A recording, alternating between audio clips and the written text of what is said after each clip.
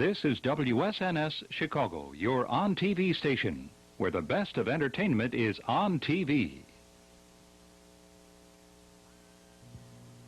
The On Deck Show with Harry Carey is brought to you by H&A Insurance. For car, motorcycle, home, or liability insurance, call the people who live up to your expectations. It's a beautiful evening for baseball. Hello again, everybody. Harry Carey from Comiskey Park, where the White Sox be trying to make it 2 in a row over the Toronto Blue Jays. Our guest on the pregame show, the manager of the White Sox, Tony La Russa, who got his law degree today right here in Chicago. That's the culmination of many years' hard work, and you had to feel pretty happy and proud. Well, there's a lot of reasons why it became a very special afternoon, Harry. My folks are visiting from Tampa purely by accident. Bill Veck's the one that arranged. He knew how much I had struggled to get the thing, and he arranged with Judge Maravitz on a free afternoon to have the oath administered by the judge. My folks happened to be here. My wife and baby were there. And I know you know the judge. Yeah, I know him well. Great guy. And the way he handled the whole proceeding, it was special anyway. But the way his added touch made it an afternoon I'll never forget. And I was thinking of all those days I stayed till 3 o'clock in the morning and went from September to March with bloodshot eyes all the time. I guess it's all worth it. You know, the first thing you ought to do now, the first client you get, you ought to make sure that Judge Maravitz hears the case. I think you'd have a lock.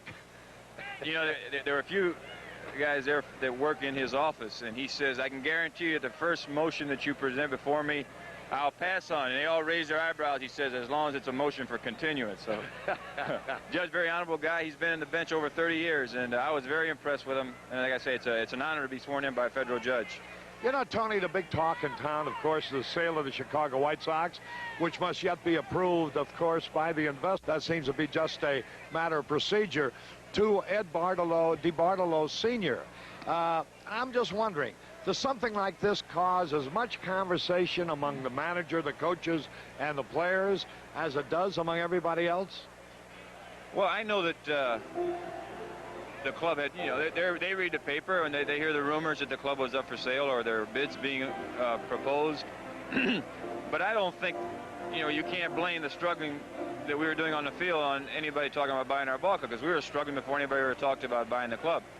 I would say that maybe today is the first day that, because something actually did happen, that maybe the club might be a little distracted, but heck, we may play better because we're distracted. So there is a lot of conversation, but now that there's something concrete to work on, there's a lot of questions answered, and there's a lot of questions still up in the air. I would imagine there has to be sort of a optimistic note, though, taking nothing away from Bill Veck, because Bill's a man who pointed this out, that for the success of the organization, a sale was necessary. And when a guy pays $20 million for a property, that means he's got a lot of money to play with. Well, you know, money doesn't solve everything, and I think sometimes you think that, all right, now if they're willing to spend some money for our ball club, you can go out there and do one thing that's going to make you a winner. And that's not going to be true. You can't go out and buy some free agents and that will solve it all. There's a lot of little bits to the puzzle that you have to fit in. You know, maybe more minor league teams, maybe more minor league instructors, more scouts. But if you have money, you can start plugging in all those little things that added together make you a winner. That's interesting you should say that, because that's just about what I said a little earlier on the talk show. Tony La Russa is our guest. We'll be back for more following this. Harry Carey back at Comiskey Park. Our guest, the manager of the White Sox, Tony La Russa. Tony, in developing a strong organization, actually, you got to get to the minor league level first, don't you? Well, yeah, I take my hat off, and see, there's no reason now to say it unless I mean it, to Bill Veck. When he came here in '76, you know, our minor league system was a shambles. And you look at it now, I remember there one article in California came out that ranked our organization in the top 5 of the 26. So that's where the money has been going. We haven't bought free agents. We haven't done this or done that. But I think that the start has been made in that direction, Harry. But I think that with more money, you know, the Yankees have 7 farm clubs. We have 4. You can add some farm clubs. You can add more minor league instructors. You can add more scouts. And every little bit that you add gives you a better chance to win. Looking back on this season, Tony, which has been really a tough year, and I know it's been a disappointing one to you as it has been to everybody else. When did you first feel that this thing was not going to develop like you had hoped in spring training? That's a tough question, because I mean, I had some grumblings, some feeling uncomfortable about certain parts of the way we were doing things, the way I was doing things. However, the way I feel, a manager is responsible for everything that happens on the field. So I think if our club's where it is today, I think you got to look to the manager first. But all along, I'm always optimistic, and there was a lot of the season to be played. I thought, we can straighten this out, we can straighten that out. So I really can't pinpoint like a day or a series where I said, well, we're really in trouble. And even to this day, I know only because of the way clubs are playing our division can we still, as being 18 under 500, still challenge for third place. That's not really a good point, but it still means to me that if we would play good over the last 40-plus games, we could salvage something from this season and at least show that our club is improving, and that one thing that's been so consistent in our pitching will be the thing that can be surrounded now by other parts of a sound ball club that I still believe the White Sox fans are in for a treat. And even today, I don't care where we are in the standings. If I'm a Chicagoan and I see that Britt Burns is pitching, or Dotson tomorrow, or Trout, I'd pay my dollar to see him, because we got some legitimate major leaguers here, and they're only going to get better. Do you know Ed DiBartolo? Never met him. Just heard a lot about him. Everything you hear about him, of course, is outstanding. The only thing I want to hear from him is that he's going to keep the team in Chicago. That's all. We were on the East Coast, where most of these, all the talk that was going on about who's bidding and everything, and the DiBartolo name came out first. I had some friends from the East Coast, Boston and New York, who had known of the family as they're involved in football and basketball and hockey. And they were very positive on the kind of operation they run and the commitment they have to winning. So hearing that, I mean, I didn't pay a whole lot of attention then, because there was just too many people that were talking about buying the club. But now that we know that that's the group that's going to have us, and putting that together, I think, boy, if I'm a White Sox fan, I'd be very happy today. Tony, thanks so much for being our guest. Okay, Harry. And congratulations on being a full-fledged lawyer. Thank you, sir. All right. Tony La Russa, the manager of the Chicago White Sox, has been our guest. A beautiful evening for baseball. Britt Burns going for Chicago. Jim Clancy for Toronto. Jimmy's all set now with the starting lineups. Harry Carey down to the field, inviting you to stay with us for exciting Chicago White Sox baseball. So long, everybody.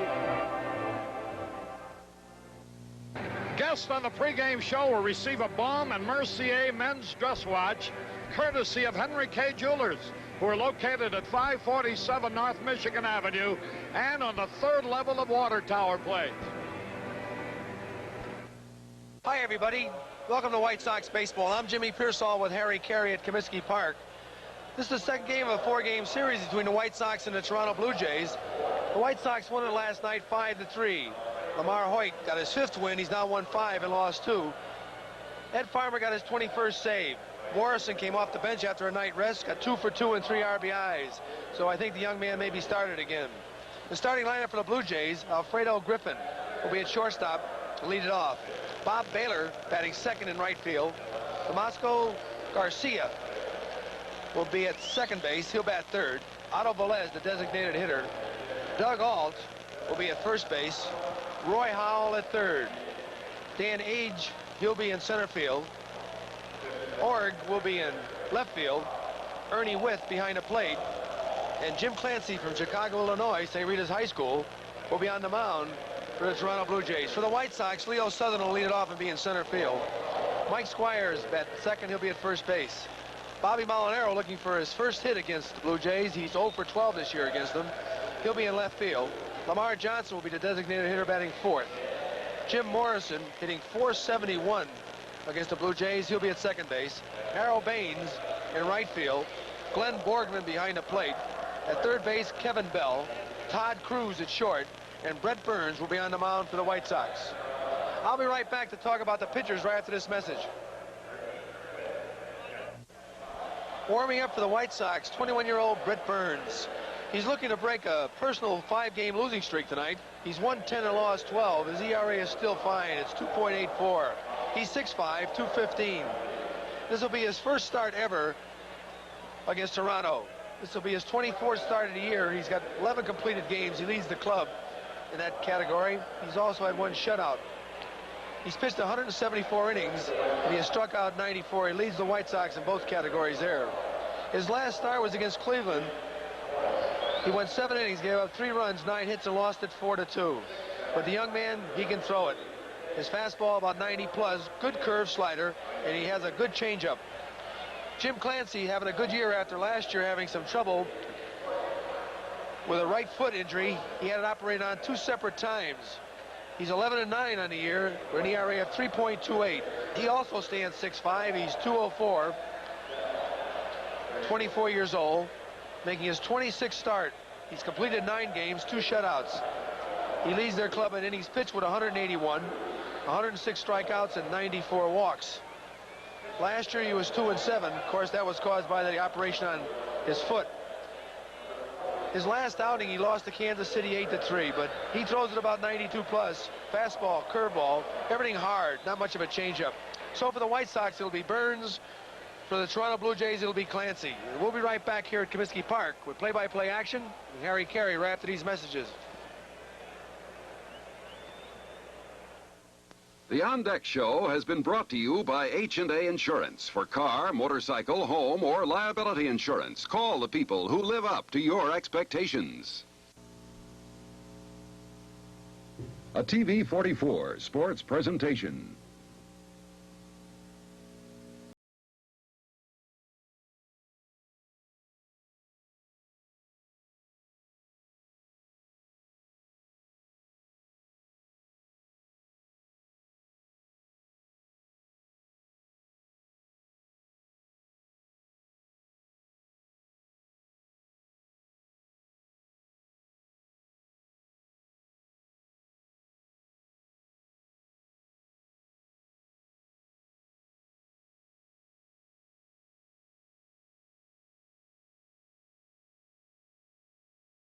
Schlitz, the master brewer's brew. It's today's Schlitz. Go for it. Chevrolet and your Chevy dealer. With Chevy Chevette and Chevy Citation, nobody sells more small cars than Chevrolet. True Value Hardware Stores. True Value, more than just a name, it's our way of doing business. Commonwealth Edison, providing you the power to grow. The Coca-Cola Bottling Company of Chicago will remind you to have a Coke and a smile and enjoy Chicago White Sox baseball. Interlake Incorporated, a Chicago-based company in metals and material handling, sponsoring White Sox baseball for 8 consecutive years. Rusty Jones and the over 2,500 new car dealers who offer Rusty Jones rust proofing nationwide. Hello, Rusty Jones. Goodbye, Rusty Cars. The Association of Chicagoland McDonald's Restaurants. Nobody can do it like McDonald's can. And by Checker Oil. If you want good quality where the price is right, that Checker, it's a gas. You walk around. It's a beautiful night for baseball. Hello again, everybody. This is Harry Carey with Jimmy Pearsall from Comiskey Park, where the White Sox be trying to make it 2 in a row over the Toronto Blue Jays. Well, the White Sox have been sold, pending the approval of the investors, to Ed DeBartolo Sr. Well, Harry, you said it's just the certainty that they will vote it, and it must be an awful lot of money, because I know there's some people that were bidding in it. I talked to a couple of guys today that were a little unhappy. They thought they were up there pretty high, so he went up over $20 million, they figured. Well, let me tell you how I feel about it. I feel this is the luckiest day of my life, because the group I was part of did not get it. And that's the way I felt when I heard $20 million. That's a lot of money. Hey, how about this game tonight? 2 fine young pitchers. Clancy, a record of 11-9, right here from Chicago, certainly drawing some fans for us here tonight. And then Burns looking to break a personal 5-game losing streak. So we're going to see 2 guys that can really throw it about 90 plus. It's amazing, though, Jimmy, how so little talk is about the game itself. All through the stands, everywhere, all the hub and the buzz is about the sale of the White Sox and what it's going to mean in the future. One thing about it, you know, as Bill Veeck pointed out, the reason why he felt that it was time to sell was because of the financial structure of the ball club. He found it impossible to do some of the things that he wanted to do because of lack of money. Now you got a fellow who's immensely wealthy And you know, a guy that rich is going to have tremendous pride to be up in the race and not down. So at any rate, this organization is going to have a lot of money to play with. Harry, did they talk to the new owner, or did he mention the fact they're going to keep the ball club here? Has anybody talked to him? Well, I would imagine that certainly the American League owners, when they have to approve of them too, and when that time comes, I'm sure the American League is going to make very, very rigid stipulations about that, so that there's no way that anybody can move the team out of Chicago. I'm convinced of that. That was my first fear when I heard the name DeBartolo about 3 weeks ago, you know, when I joined the local group, with the idea of, because they guaranteed, I thought, the best insurance of the club would stay in Chicago. But knowing what's been going on of late, I know that the American League is going to write it out and spell it out in such a way that nobody can ever think of moving it. I got to agree with you, Harry. Now our national anthem.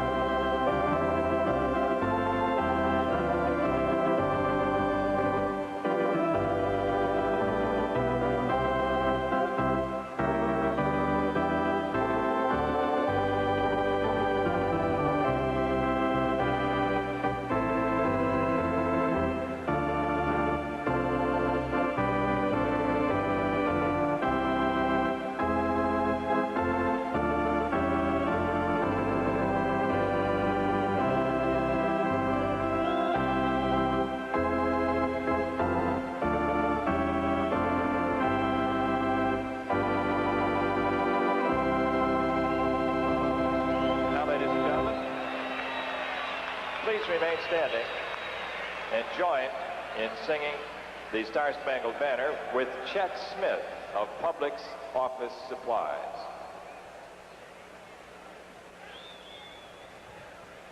Oh, say, can you see by the dawn's early light what so proudly we have at the twilight's last gleaming, whose broad stripes and bright stars through the perilous fight o'er the ramparts we watched were so gallantly streaming, and the rockets red glare, the bombs bursting in air, gave proof through the night that our flag was still there. Oh, say does that star-spangled banner yet wave o'er the land of the free and the home of the brave?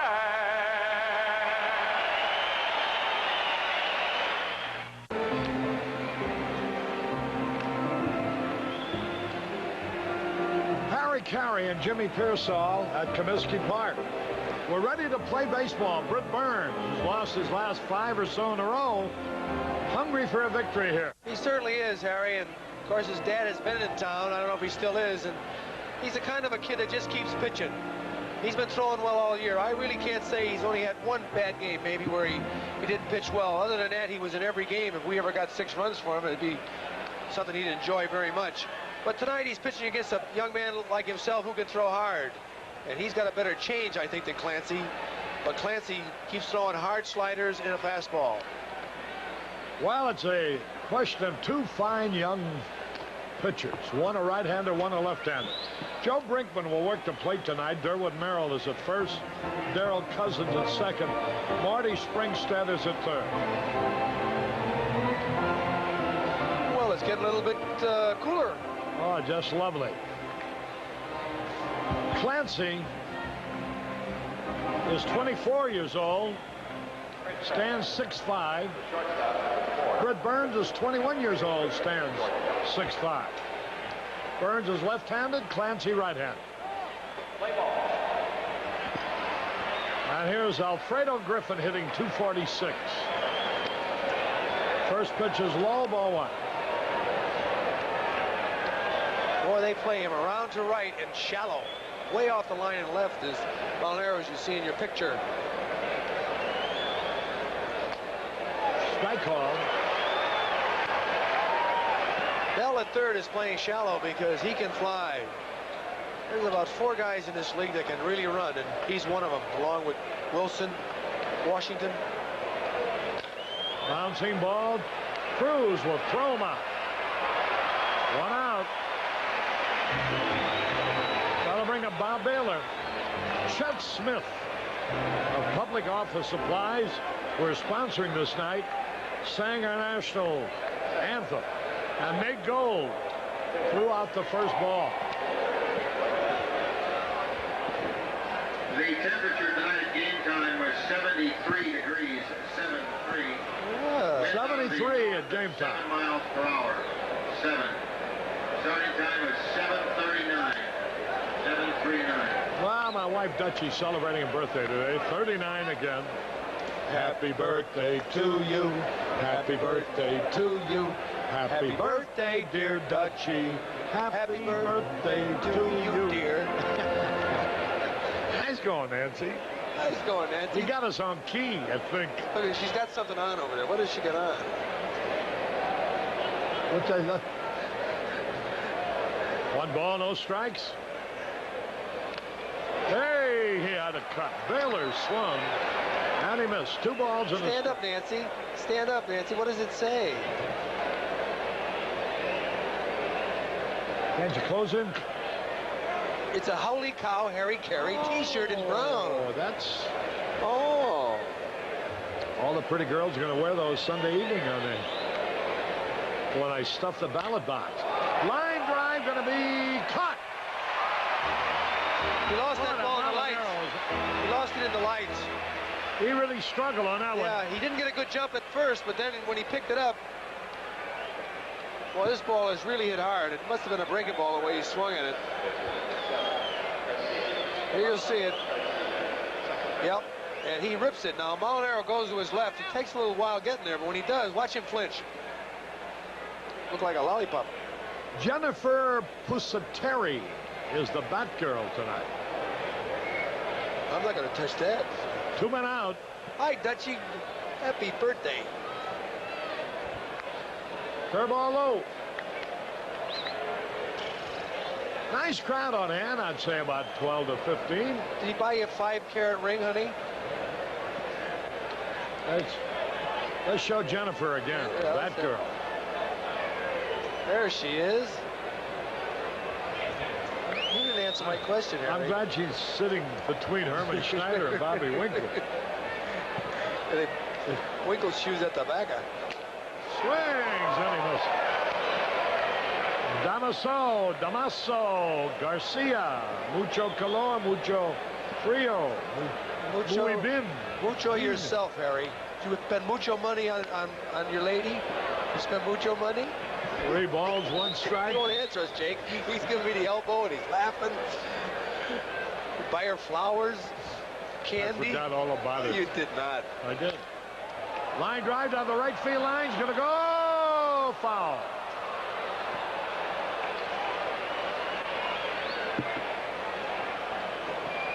How about the boy? They welcome the Bell and Howell Optics Division Department. Well, you know, Harry, Iowa has won 12 of their last 13 games and won a doubleheader from Oklahoma last night, Oklahoma City. So they're playing pretty good ball. I wish that optics department would make sure that I get the right frame from Mahoney Wilcox. Bouncing ball ought to be easy. 1, 2, 3. Nothing across. We go to the bottom of the first, no score. I can't hear you.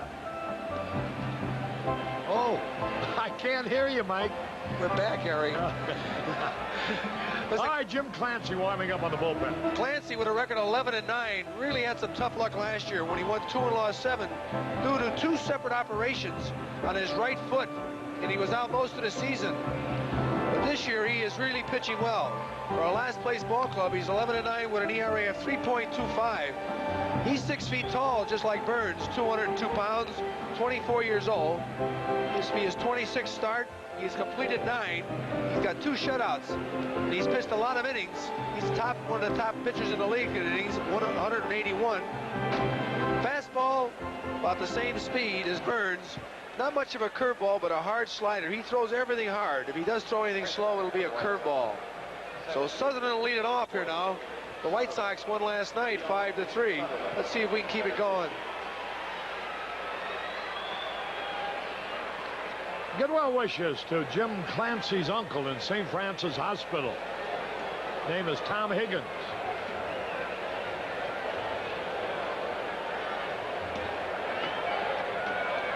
Oh, The looper, foul ball. Leo Sutherland leading it off. Jim Clancy's sisters are here tonight. I want to have you look at Sutherland's stance. When a guy like Clancy who throws hard and he spreads out so far, it makes him hard for him to get through and be quick. He's got to close his stance if he's going to hit his mustard because he overpower you. Had a cut and fouled back. See what happens. You can't get your hips through. Cubs are playing in Houston tonight. St. Louis is murdering Atlanta 6-0 in the 5th. San Diego tied at Montreal 1-1 in the 4th. Pittsburgh leading Cincinnati 1-0 in the 2nd. Here's the pitch and Sutherland strikes out.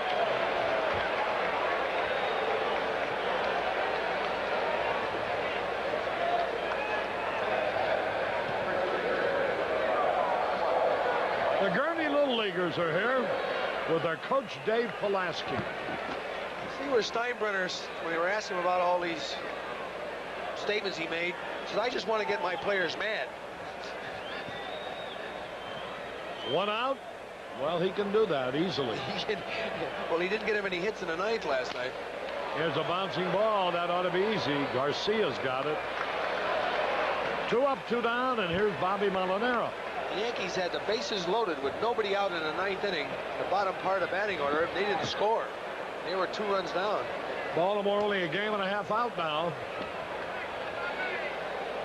Speedy recovery wish to Ken Skipta at Palos Community Hospital.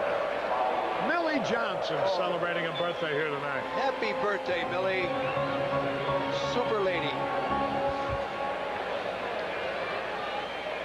2 out, nobody on. Bobby Molinaro, the batter.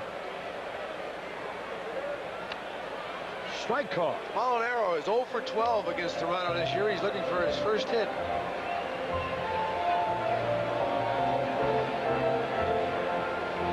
Two out, nobody on. High. That's his change, Harry.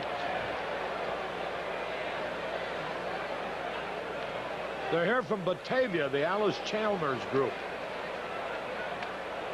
There's a strike call. Al Edzia, whose son Gary's in school in Notre Dame. Watching game here tonight. He's from Ammon. 2 strikes and a ball.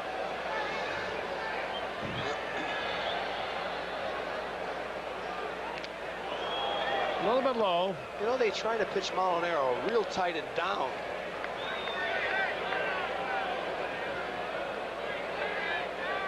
A busload here from New Lenox. Their 6th annual trip. A high hopper got a chance to beat it out. Whoa, the shortstop can't make the play. Infield hit. Molinaro finally got that hit. Last night he had 4 balls off the end of the bat. He didn't hit this one too well, but it's a base hit because both the second baseman and the shortstop look like they're going to collide on it. Watch. And now, as he tries to get out of his glove, he drops it. You'd have had him if he could have thrown. So it's a hit from Molinaro. Lamar due for a home run. Boys are here from Sportsman's and Whiting. Tom Piklansky and group.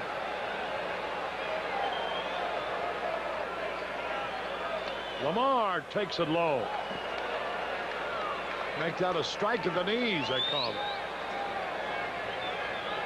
The altar boys are here from St. Joseph Church in Rockdale, sponsored by the Holy Name Society. Ball gets away from the catcher, a wild pitch. Molinaro advances to second base. You know, I still remember my Latin, Harry. Yeah. Here you see it now. Whatever happened to Latin? Well, I went to English. Boy, remember, you couldn't go to any school without having to take Latin. A wild pitch. Yes, Sepiat Dominus Sacrificium, the Lispicatus Tuus Laudamus. You know what? Adeum Quiletifica Very well done. A ball and a strike.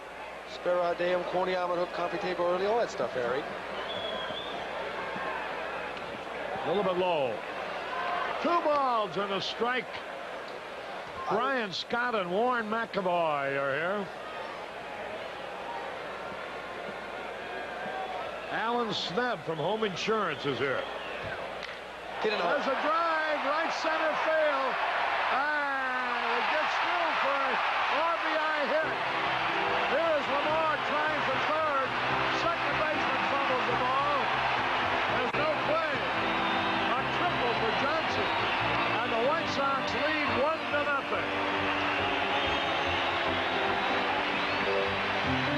I want to tell you, this ball is really cream. It starts to curve back. Baylor looks like he might have a chance to get it. But as he reaches out, he can't come up with it. Now watch. Just beyond his reach. Bounces off the wall. Molinaro scores. I think Garcia might have had a play, but he drops this ball. So a runner at third, 2 out, 1 in. Here's Morrison. Well, I wanted a home run, but I'll take a triple. Lamar with 63 RBIs now. Catcher trying to locate the ball. Whit having trouble handling Jim Clancy. 1 ball, no strikes. First 2 men were easy out. A scratch hit by Molinaro and a triple to right center by Johnson has accounted for a Chicago run. Morrison last night got himself a couple of big hits driving in 3 runs. Cubs got 1 on the first to Houston. Is that the first game Morrison missed last night? I believe it was. The first game he had not started yet.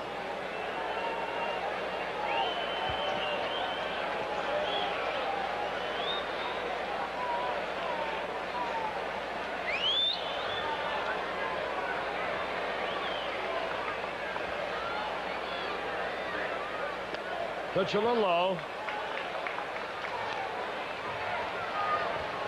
Morrison with 9 homers, 41 RBI. Harry, we weren't very close last night in the attendance, so we've got to look a little better tonight.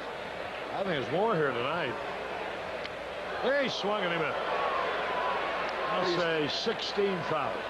I'm going to say 15,333. 2 balls and a strike. Ooh. Hey, show that again. Spun out of the way on that. I like the way he jumped around on that one. I think he gets in there too soon. Watch him jump around now. Gets up and in. No, it wasn't that close. Now watch him jump. 3-1 pitches, low, ball 4. There's Bain. Jim Clancy. Big, strong, right-handed. This program is owned by WSNS-TV through exclusive rights granted by the Chicago White Sox, telecast solely for the entertainment audience. Any reproduction or other use of this play-by-play description and the account of this game without the express written consent of WSNS-TV is prohibited.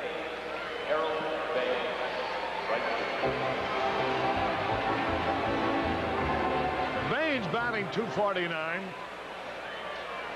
9 homers, 28 RBIs. Fastball high. One ball, no strikes. Jim Clancy struggling. Big, hard-throwing right hand. Baines, who likes that fastball, liable to rip it into left center.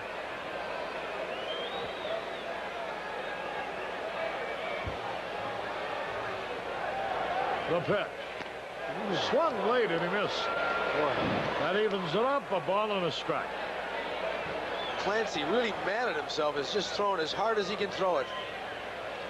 2 men are out. 2 men are on. 1 run is in.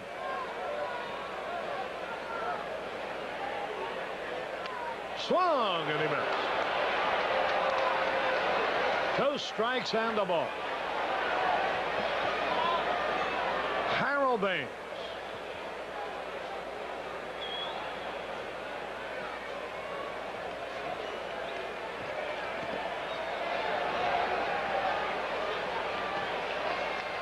Outside. That evens it up. Baines is fanned 53 times. Only Morrison with 62 has more. 2-2 pitch. Swung late and he fouled it back.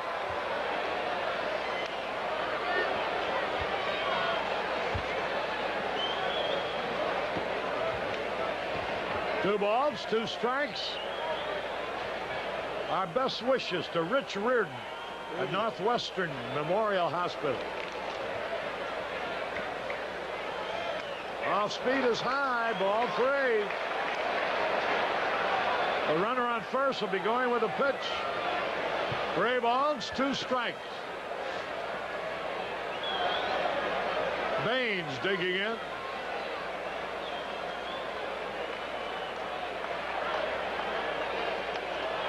The bases are loaded, a walk.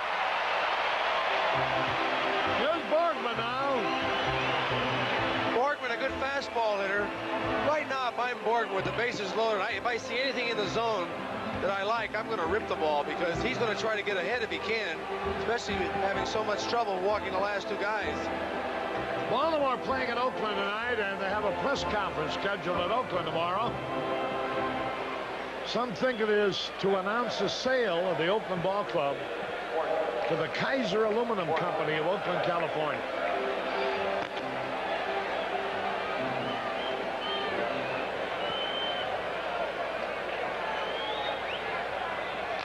Borgman, a bouncing ball, easy out. Borgman taps out to Howell. 1 run out of all that, 2 hits, no errors, 3 left. At the end of 1 inning, 1-0 White Sox.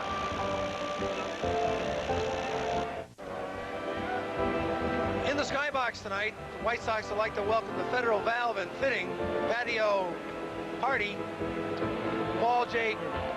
Kretz and Company. Bullpen 1, Wayne Saranowski. Bullpen 2, Jim Kluszewski. In the corner saloon, nobody. And our friends are sitting somewhere tonight. Home and Auto Insurance Company. They're here every night. We go to the top of the second, 1-0. Favor the Chicago White Sox. There's that big banner. Good luck, Mike Crowley. Batting fourth, the designated hitter, number 19, Here's Otto Velez hitting .276, the designated hitter.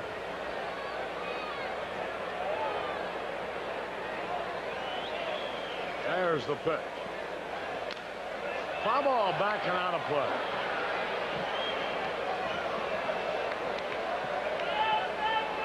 Velez started the season off the first month with 10 home runs. He's got good power. 1 strike to nothing. There's a high drive in the center field. Sutherland is there. Makes the catch.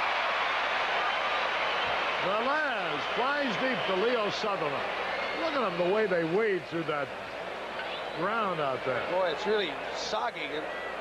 This ball is a towering fly ball, which gives the outfielders a lot of time to get there. You can't hit one any higher or any deeper Now Molinaro wants it, but here comes the center fielder. He runs him off, which is the play.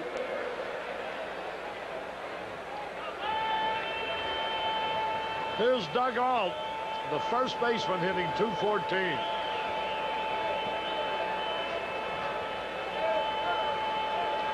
One out, nobody on. Breaking ball, low, ball one.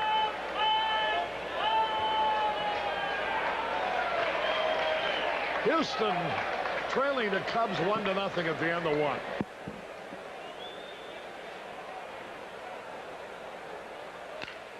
Base hit left field.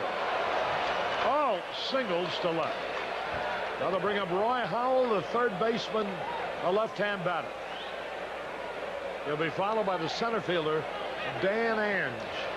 Howell has changed his stance. He used to spread out a lot. Now he has got his feet close together deep in the box. He's playing out his option this year.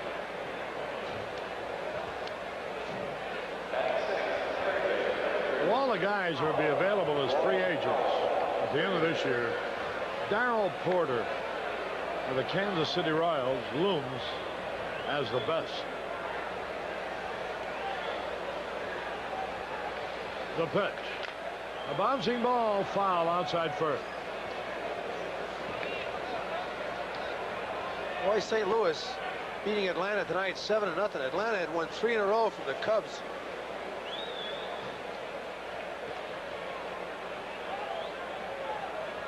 Baltimore trails the Yankees only a game on the lost side. Throw to first, runner back. I can finally read that Texas score, Coach. It's now Texas 12, Milwaukee 6. They must be playing a doubleheader. Fastball inside to even the count. A ball and a strike. Howell, leaning like he was, must have been looking for a breaking ball because he had his body going towards the plate. If he's looking for a fastball, he'd be coming off it. 1-1. 1-1 pitch. Popped it up. Foul territory. Over to the stand. Out of play. Toronto will be here for a night game tomorrow night. A single game Sunday afternoon. Then next Tuesday night and Wednesday night, the Detroit Tigers will be here. And every indication is that Al Cowens will not accompany the Detroit team. Two strikes on the ball.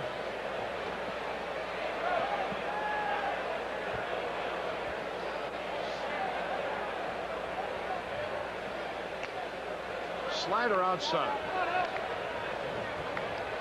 Count evens up at 2-2. Cleveland got one on the first at Kansas City.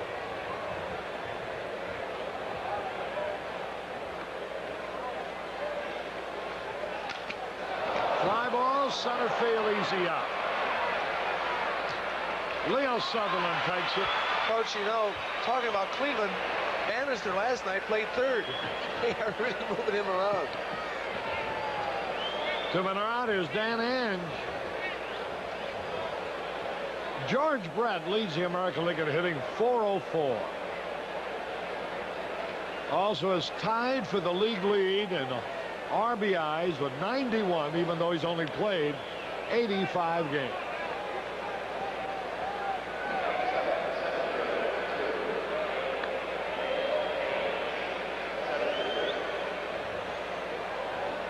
Dan Ange hitting .284. 2 out, a runner at first. 1-0 White Sox. Bounced and foul outside third. You know, Harry, when you're 6'4" and you're crouching over the plate like he is right now, he's very desperate. He's trying to find some kind of a batting stance, but I got to believe a big guy like that would be better off just ripping up that bat and swinging at it. But watch how he crouches over the plate.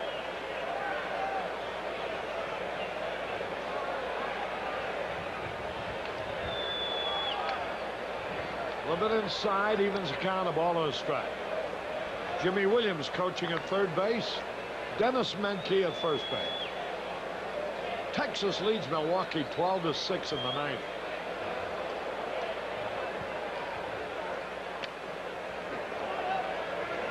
2 balls and a strike. Houston batting in the second, trailing the Cubs 1-0.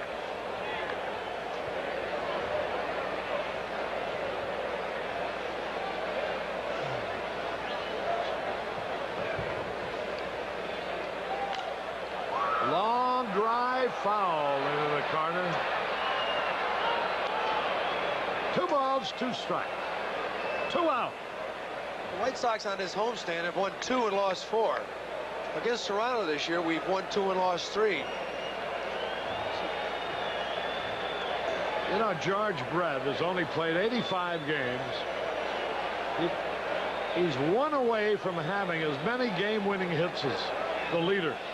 Oliver Jackson and Singleton have 13. Brett has 12. Brett's only played 85 games. Ball 3 is high. 3 balls, 2 strikes. You know, Harry, who's leading our club on game-winning hits? Others. 11. I think we ought to start playing him every day. Yeah, I don't know who he is. He's not a bad hitter. There's a line drive, foul down the left field line. Well, the runner was going on a pitch. I have to retract that, Harry. Others has only hit 224. 3 balls, 2 strikes, 2 out. A runner at first.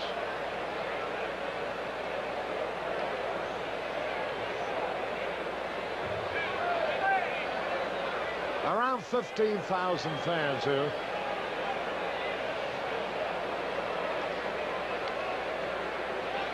He struck him out. Chased a bad ball. No runs, 1 hit, no errors, 1 left. We're going the bottom of the second, 1-0 White Sox.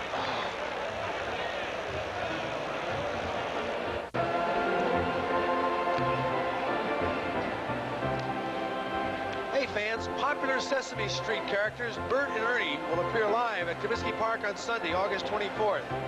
After an introduction on the field, Bert and Ernie will be available for autographs and pictures in the autograph corner, which is located in the lower deck in left field. Be sure to bring your cameras and see Sesame Street characters Bert and Ernie at Comiskey Park on Sunday, August 24th.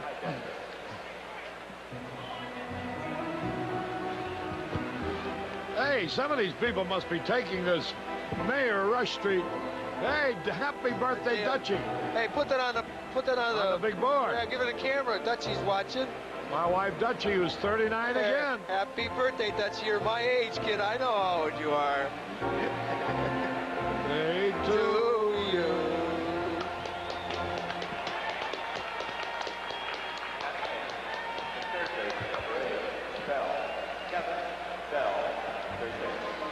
You got the best hand of the night, Dutchie. Here we go, bottom of the second with Kevin Bell. Pitch is low and inside. Harry wired all that, Dutchie. Boy, I tell you. Ground ball. Second baseman has it over to first with the out. Bell rolls out. This is one of my thrills of my life to read this. Harry Carey for mayor. Where? Of Rush Street. When? Sunday, August 24th. Join Harry on his campaign walk. Walk? Well, I don't know how to see that. After Sunday's game, Harry will be campaigning with his delegates at the following places. Holy cow, Harry. There's a pitch swung on. There's a drive. Way back. Might be out of here. Off the top of the wall. Cruz is on his way to second base with a double. Todd Cruz, 1 more biscuit for breakfast, and he'd have had a homer. I'll tell you, Cruz really rips this ball. Org now goes back. It looks like he's going to catch it right here. But it's a little bit too high for him, I believe. I think it hits almost on the top. Yes. Oh, it hits that white line, doesn't it? Yeah. Hit the yellow. Excuse me. It looks like white on my monitor. So here's Leo Sutherland now.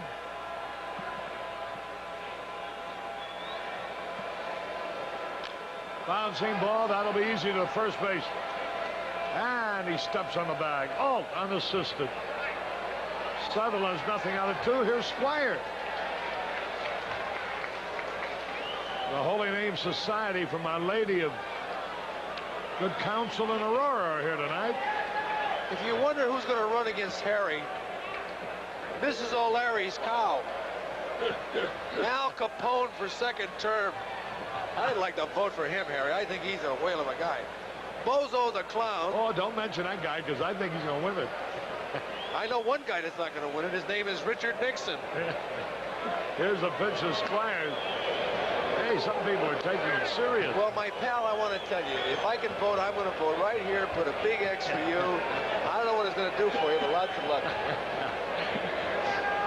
Bud Gio, Foster, and Kleiser got a big sign at the corner of Oak and Rush, right above the Oak Street Market. It's terrific. Here, look at this. There's Harry Carey from here. You know, Harry, I think you really deserve it, Harry. There's a pitch swung on a high pop foul. Out of play. You know, I really do deserve Wait, that. let me finish. The way I go up and down that street. Listen, let me finish. Spend There all isn't a guy money. in this country that ever spent as much time on Rush Street in the last 10 years, or even when you were working for the Cardinals as you spent. And whatever you get, you deserve it, Harry. I hope they get you a big chair, a big office, two good-looking secretaries. Listen, some of the old beaten favorites I see now, I used to see there 15 years ago. 2 strikes and a ball. Dutchie, do me a favor. Be one mayor's wife or politician's wife that stays out of the politics. 2 balls, 2 strikes. Because I'm voting for Harry, and I don't think you should be involved and be bothered. Mike Squires waiting. Well, then tied inside, ball 3. 3 balls, 2 strikes. Well, I'll tell you, Harry, I am certainly thrilled to know that Mr. Bartola won. He's going to be the owner of the White Sox. Who? Di Bartola? Yeah, Ed Di Bartola. He got the bread. He's got enough money for all of us. 3 balls, 2 strikes. Bouncing ball to the second baseman. Garcia has it over to first for the out. No runs, 1 hit, no errors, 1 left. At the end of 2, the White Sox won. Toronto, nothing.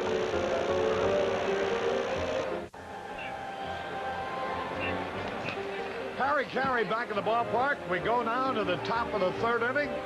Lee Stern, who also made money today. Bill Farley also made money today. Who said you can't make money out of baseball? I never said that, Harry. I made more selling food my first 10 years. I'll tell you something now. Every time Bill Veck's been in a venture, and he has sold, every time his investors have returned a good profit. Well, I'll tell you, if they don't... This one's better than 2 to 1. Bill Veck has attended banquets, but I think they ought to have one for him just from the stockholders for what he's done for them. Here's a pitch in there for a strike call. I'll tell North you what, Org is the hitter. he took a franchise that nobody wanted and found a way to turn it into $20 million, I'll tell you. I tip my hat to him. A ball and a strike. Curve inside. Nick Gladys was sitting next to Mr. Veck.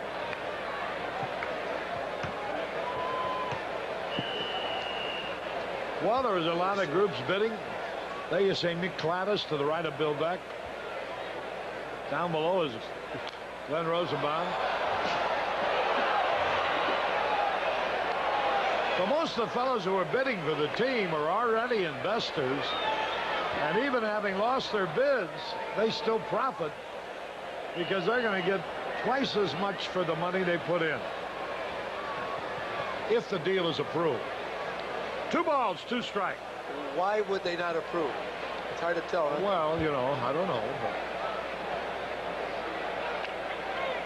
Struck him out.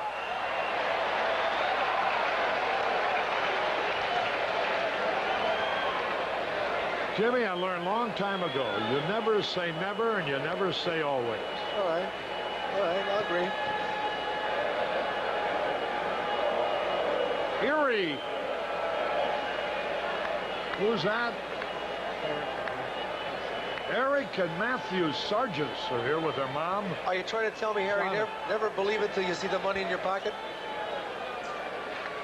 There's a pitch low and outside. I had a horse. I had $100 bet on his nose. I had 100 across the board on him. He was 50 lengths ahead. Coming to the wire at Oaklawn, nobody within sight. He stumbled, broke his leg. What was this, long ago? Oh, about 8-10 years ago. Is that the horse that told about Boudreaux? No. 1-1 pitch. I don't want to hear that again. I'm sorry I brought it up. Oh, no. 2 strikes and a ball. So nothing's ever sure. But I certainly think that a gentleman like Di Bartolo will make these fans happy because he can invest and try to do the best he can to get players. 2 strikes and a ball, 1 out. There's a pitch a little bit low, and the count is evened up. 2 balls, 2 strikes. I'll bet you, you know what, I don't have no way of knowing this, but I'm just going to take a guess. I'll bet you Ed DiBartolo, who just spent $20 million for the White Sox, has never seen him play. Here's a ground ball hit to the second baseman. Throw over to first for the out. Whip rolls to Mars. Would you say maybe he might be lucky or what? No, I just mean how guys with money can invest in something and not even know what it is they're buying, except the ball club. Kind of hard for me to believe, Harry, that a man who's made all his money would invest in something that he sure doesn't know a little bit about. Birthday greetings to Scott Rosenbaum, who's Glenn's son.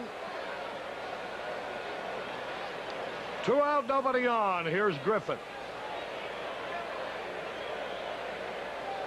Hey, how to swing and he missed. 1 strike and nothing. There's Rosie. There's Chuck Shriver, Bob Finnegan, and Glenn Rosenbaum. Up above him, Bill Beck.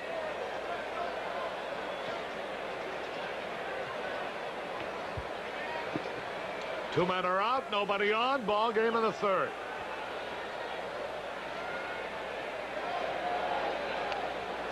Low and inside.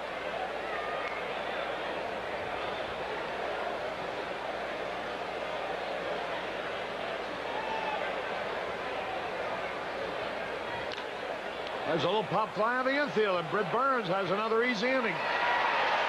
Griffin pop to Mars. 1, 2, 3, nothing across. We're going to the bottom of the 3rd, 1-0 White Sox.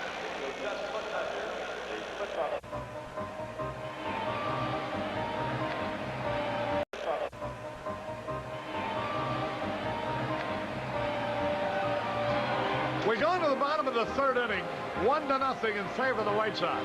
Harry, a real good friend of mine, Forrest Tucker, can be seen on F Troop with Larry Storch and Ken Berry each week, day afternoon at 2:30, beginning Monday, September 1st, right here on 44.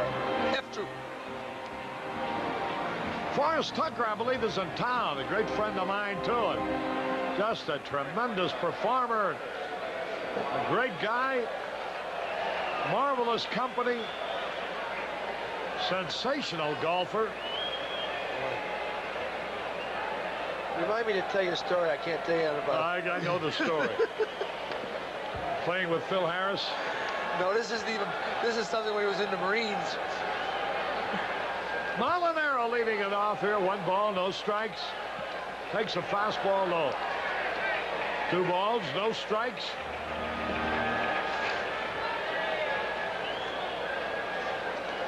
One to nothing, the White Sox.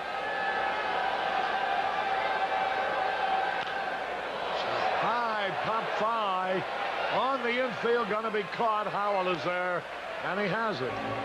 Molinaro pop to Howell. Randy and Susie Goatee from Griffith, Indiana are here. So, give well wishes to Ron Barnack and Aurora. Lamar Johnson tripled his last time up a line drive in right center field, went to the bullpen and drove in the only run. They're here from Marengo, Illinois. The Martins and Brennan group. The St. John's Lutheran of Danforth, Illinois is here.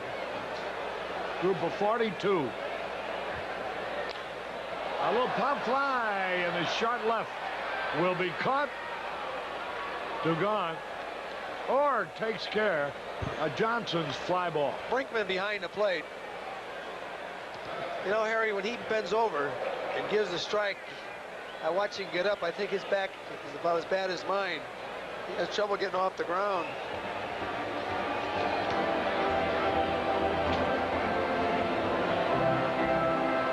Two men around, nobody on, and here's Jim Morrison.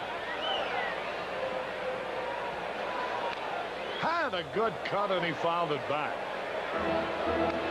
Houston, $2, please. What's that for? You owe me $2. You borrowed $1 two different times. Boy, it's tough getting that money back from you. I don't remember. Yes, you remember. I remember. Cross keys in. Cross keys in was right. You didn't have any change. Didn't have any change. I had to tip the cab driver. I gave him $100. And you told him to keep the change, right? Right.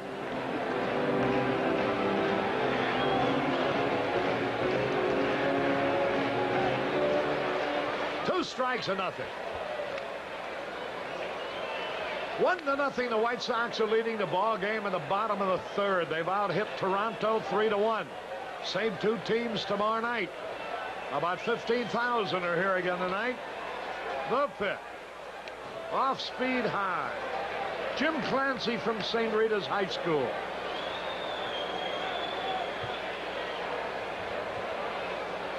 Getting set. Curveball high. Clancy started his career with the Texas organization, and he came over here in the expansion draft. You see what Rick Langford of Oakland has 17 straight. There's Bobby Manick, the manager. Hey, struck him out. 1, 2, 3, nothing across. This is Harry Carey with Jimmy Pearsall. We're going to move over to the radio for a little while. The score here at the end of 3. The White Sox 1, Toronto nothing. Hello again, everybody. Joe McConnell speaking to you from Comiskey Park. There's a look at the score. White Sox up by a run. Britt Burns facing Bob Baylor to lead off the Toronto fourth, and a swing and a miss. Baylor line to left. Ball caught by Molinaro in the first inning. He has a 7-game hitting string. Picked up a hit last night. In the 6 previous games, he had collected 2 or more hits to put some 40 points on a batting average that was almost anemically out of sight before that. Very high with a change. 1-1 the count. Britt has fanned one, given up 1 hit in 3 innings. Trying to break a personal 5-game losing string. He's won only once since the All-Star break down in Texas. Up and away, ball 2 and no strikes.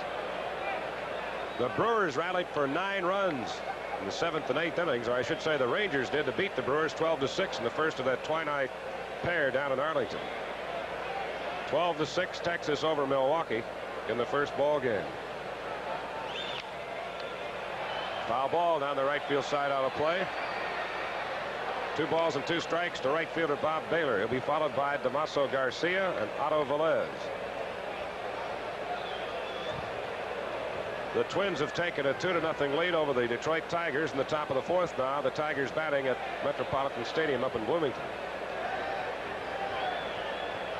The 2-2 pitch on the way. Bounce to short. Todd Cruz to first, and there's 1 out.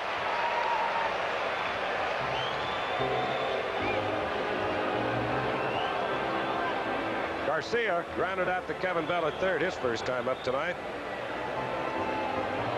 In the top of the 3rd at Royal Stadium in Kansas City, Cleveland leading the Royals 1-0. They slowed them down a bit last night with a win. Kansas City has still won 15 out of 19 this month.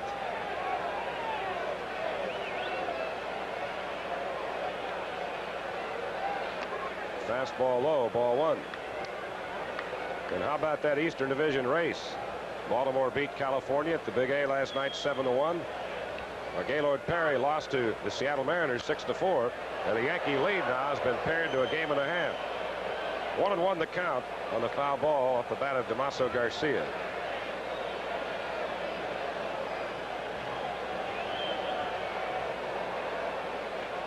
Garcia has 128 hits this year to lead this ball club. 29 doubles, ranking him 5th. Swing and a miss. 1 ball and 2 strikes. He and Jimmy Morrison were jousting for the league lead in doubles through the month of June. Robin Yount now leads. Morrison is still 2nd. Garcia ranks 5th. Foul ball. Still 1 ball and 2 strikes.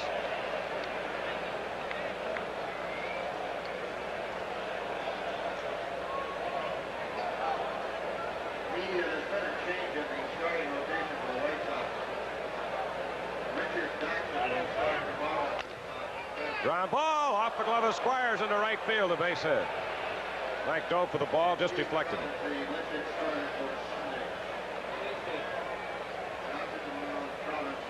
Base hit for Garcia. That's the 2nd hit off Britt Burns. Here's Otto Velez, who had a deep fly to left center field his first time up, that was caught by Leo Sutherland after a long run. He'd been playing him in right center.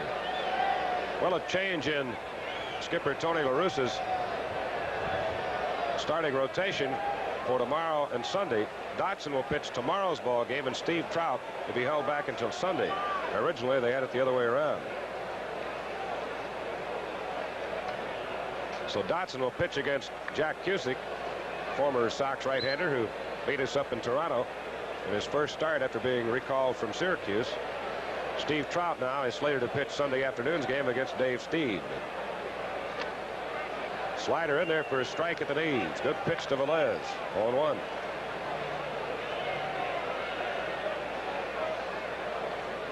One nothing, the Sox lead here in the top of the 4th.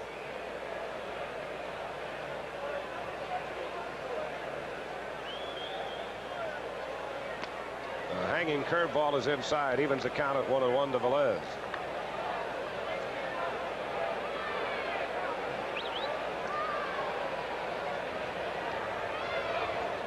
Garcia taking his lead at first. He is 10 out of 22 in base stealing attempts this year.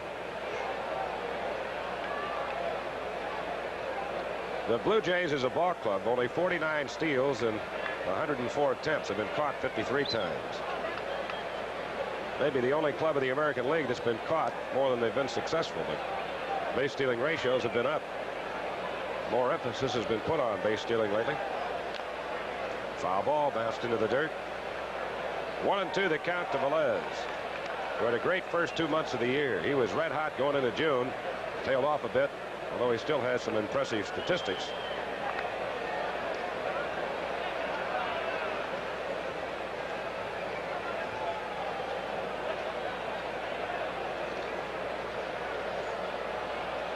The 1-2 pitch. Oh, checked his swing just in time. The appeal denied by first base umpire Derwood Merrill. 2 balls, 2 strikes to Velez. Doug Alt on deck.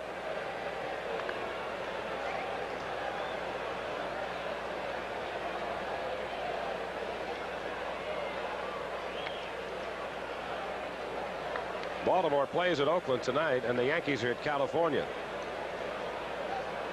as the 2 Eastern Division leaders continue their West Coast trips. Ball 3, a curveball a bit high, throw to second, and apparently Garcia thought that was ball 4. He didn't even slide.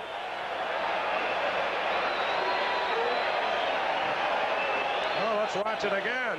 Morrison will get the put out. That's the first time I've ever seen that happen. Apparently he thought it was ball 4. It looked like strike 3 to me, even though the umpire Joe Brinkman called it a ball. How in the world could you be that unsure? If you're going to run, you better run full out. I'm sure Morrison's going to tell him it's ball 4. Fouled out of play. Still 3-2.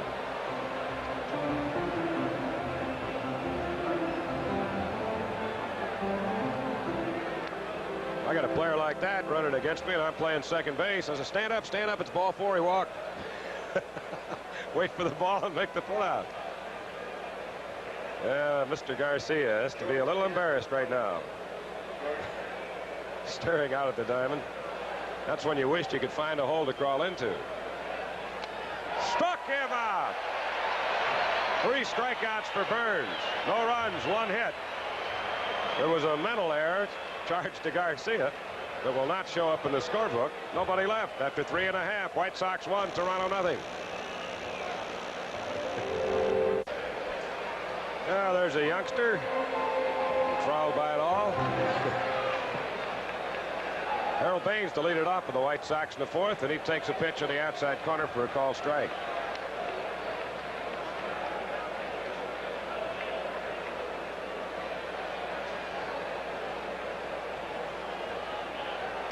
Low inside, a ball, 1-1. Harold walked his first time up. Sox had a chance to really get to this guy early. All after 2 are out. Molinaro an infield hit. Johnson a run-producing triple. Back-to-back walks to Morrison and Baines that loaded the bases. On inside, ball 2. 2-1 to Harold. But the on-deck hitter, Glenn Borgman, came up after 2-minute walk and went after the first pitch and bounced out, leaving the bases loaded. Ball 3, low and inside. Clancy's had trouble with his breaking ball tonight. Also some control problems with his changeup. His fastball's been his pitch. When he 4-hit the White Sox here on the 10th of June, he had a great breaking ball that night as well as a fine fastball. Foul tip, 3-2.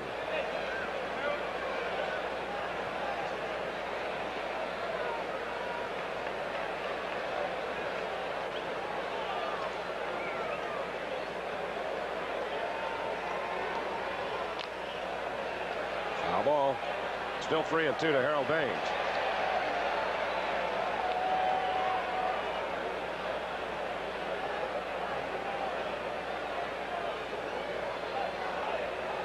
Jim Clancy, 74, graduate of St. Rita here in Chicago, still makes his home here. Fly ball to left. That might be trouble. And Griffin makes the catch. He almost overran the ball. Looks at the ground there where he almost fell backwards. Here's another look at it. Look out, Alfredo.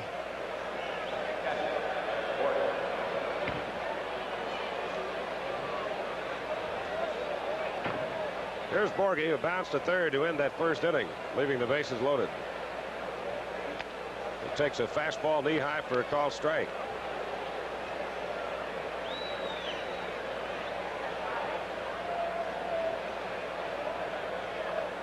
There's that changeup that slipped out of Clancy's hands again. Very high for a ball, 1-1. He's thrown 5 or 6 of those tonight.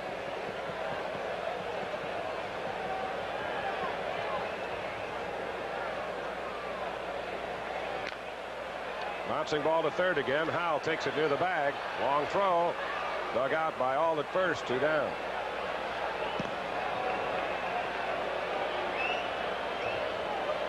Kevin Bell, who rolled out to Garcia at second his first time up, now stands in. Kevin had a big run-scoring triple last night.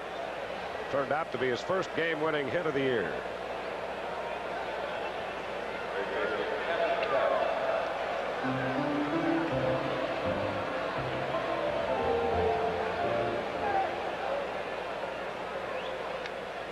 There's a slider, low and away, ball 1.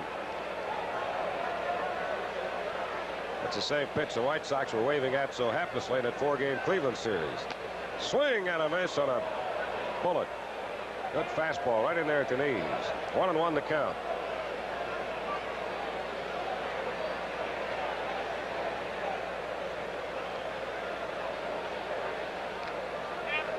Ball 2 and strike 1. Breaking ball, low and away. So in case you missed it, Dotson will pitch tomorrow. Trout has been dropped back to Sunday for the White Sox. Ball 3, it's low. Toronto rotation will stay the same. Cusick tomorrow and Steve on Sunday. Sox hoping to take this 4-game series from the Blue Jays. It would be the first time they've won a series in a long time. The drive ripped to right, but right at the right fielder Baylor. Well hit, but right at him. So Kevin lines out a 1-2-3 inning. No runs, no hits, nobody left after 4 complete. The White Sox won, Toronto nothing.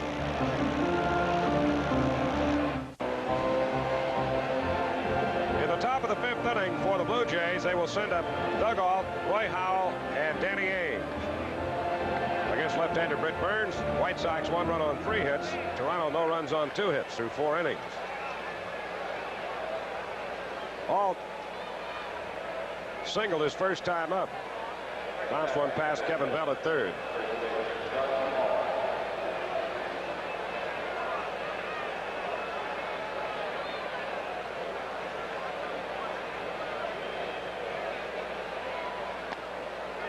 Curveball strike on the outside corner, knee high, and Alt doesn't buy it. 0-1.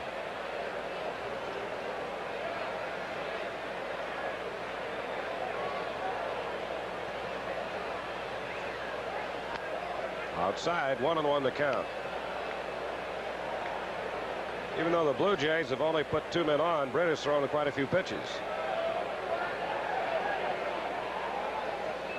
His control has been better, although he hasn't walked anybody. Ball 2. Britt's father is still in attendance. He's been here all through the homestand. Family came in from Birmingham.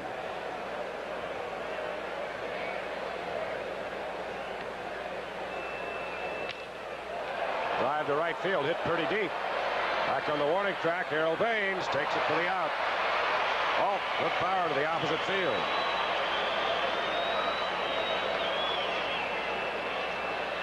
One out. Here's Howell, who hit one 400 feet his first time up to straightaway center field. Leo Sutherland catching up with it. 2 or 3 pretty good shots off Burns. They've all been caught, fortunately.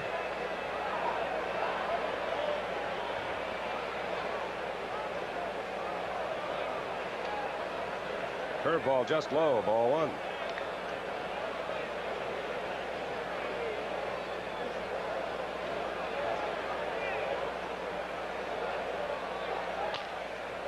Ground ball to Morrison. 2 out.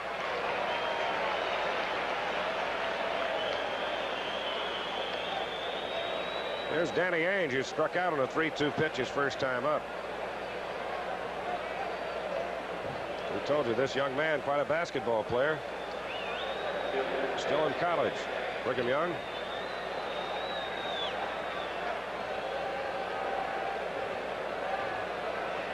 Born in Eugene, Oregon. A breaking ball in there for a strike. Ainge hit .228 in Syracuse in 1978 in 119 games. Last year he was hitting .248 in 27 games when he was called up. Finished the year at Toronto in 87 games. The ball. He hit .237 last year with the Blue Jays. It's a public relations major at Brigham Young. Foul tip.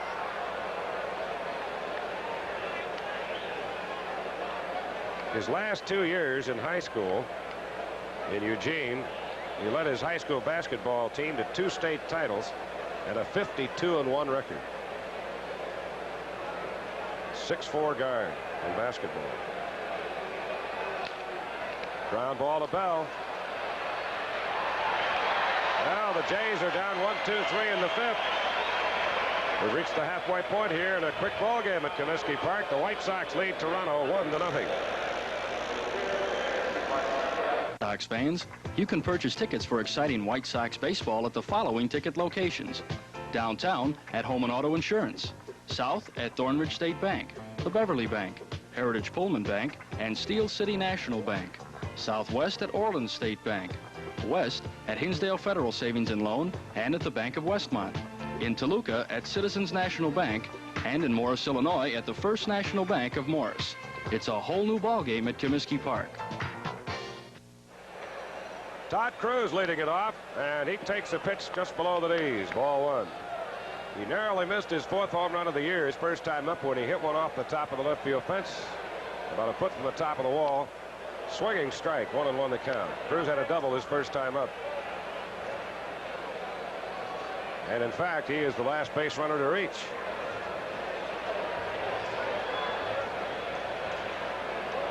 Clancy's retired 8 in a row. Swinging strike 2 on a fastball down and in.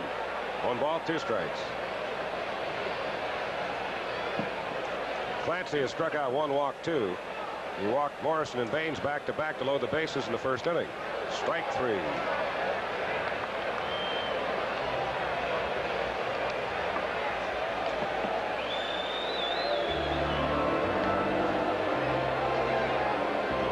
Leo Sutherland, the leadoff batter, steps in. He is struck out and tapped to the first baseman, Doug Ault.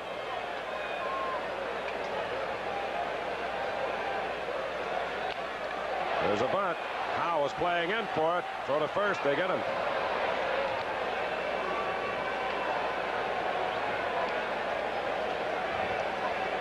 Let's take another look at it. I like the way Sutherland handles the bat. He isn't going to beat anybody with a long ball very often, but he's going to be on base a lot. Howe was expecting it, though, and he was in. Even then, the throw only got him by half a stride. 2 out. That's 10 in a row put down by Mr. Clancy. Here's Squires, who has bounced out to Garcia at second twice.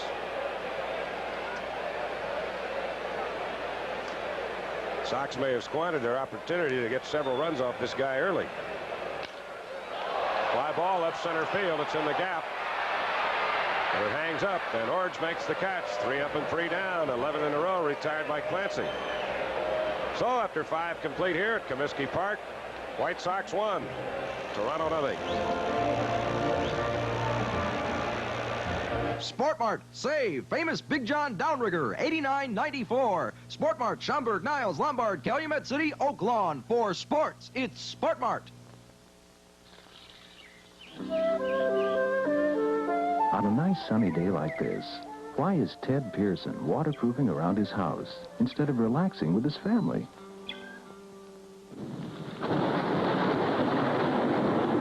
Because the sun doesn't always shine. Protect your home with Thompson's Water Seal. It sheds water. At Adamson Johnson Paint Company, Rockford, Illinois, and Van Pruin Paint Company, Highland, Indiana. Hey, here are some cool sounds coming at you on a sizzling summer day.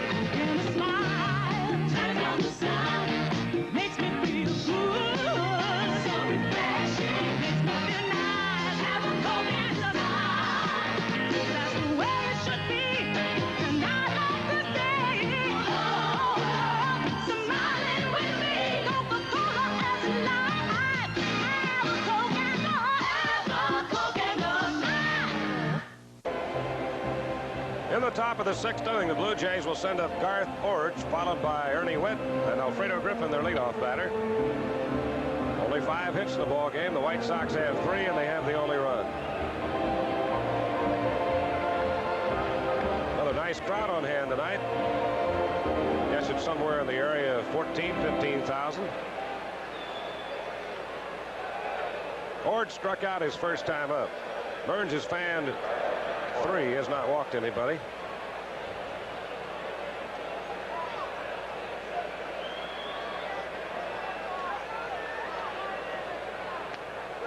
Big curveball, but a bit high. Ball 1.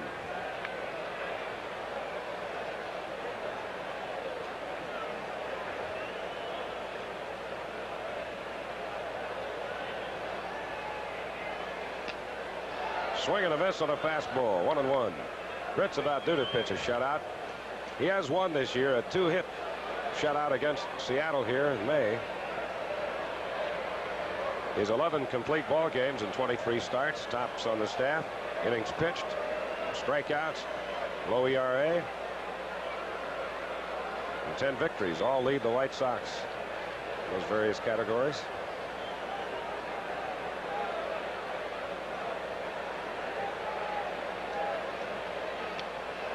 Chased a bad one that time. 1 ball and 2 strikes.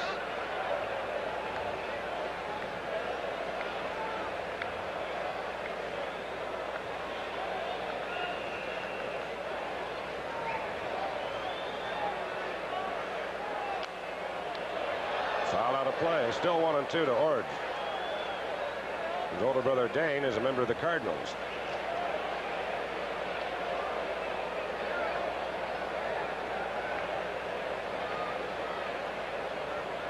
Orge was acquired from the Cardinal organization. His first year with Toronto.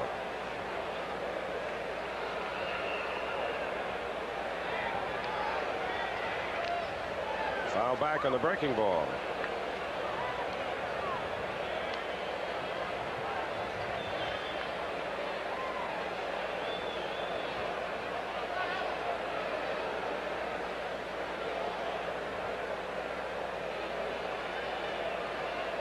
The 1-2 pitch. Struck him out on a breaking ball into the dirt. He actually chased 2 bad pitches. So Orange fanned twice, and that's 4 strikeouts for Britt Burns.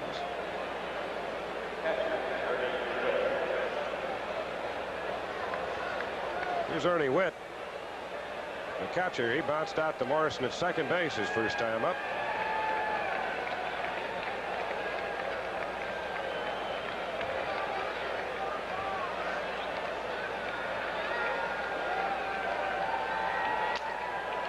Ground ball on a broken bat. Cruz to first, and there's 2 outs.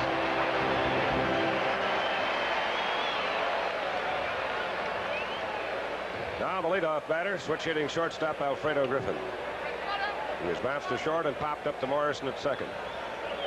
Griffin has an 8-game hitting string on the line now.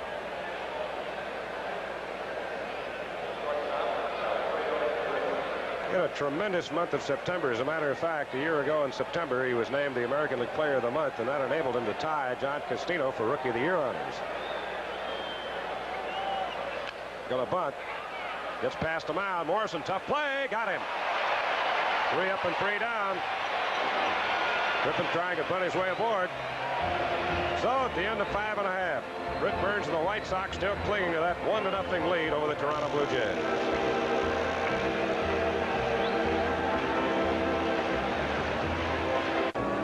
1-0. The Sox lead it as we go to the home half of the 6th inning. Molinaro, Johnston, and Morrison to face right hitter Jim Clancy, who's been tough on this ball club all year. Managed only 1 run off of him in 14 innings. And so far tonight, it's good enough to lead 1-0. Lally 1 for 2 at infield chop over the mound with 2 out in the first, and he came home ahead of Lamar Johnson's run-scoring triple. The last time up, he popped up to the third baseman Roy Howell. Smalley's only hit this year against Toronto. Sinker is low, ball 1. Brewers got a run in their half of the first inning, in the second at 2 at Texas. Rangers won the first game 12-6. Another pop-up. Witt, the catcher, chasing this one near the box seat railing. He's on the warning track, and he takes it for the out.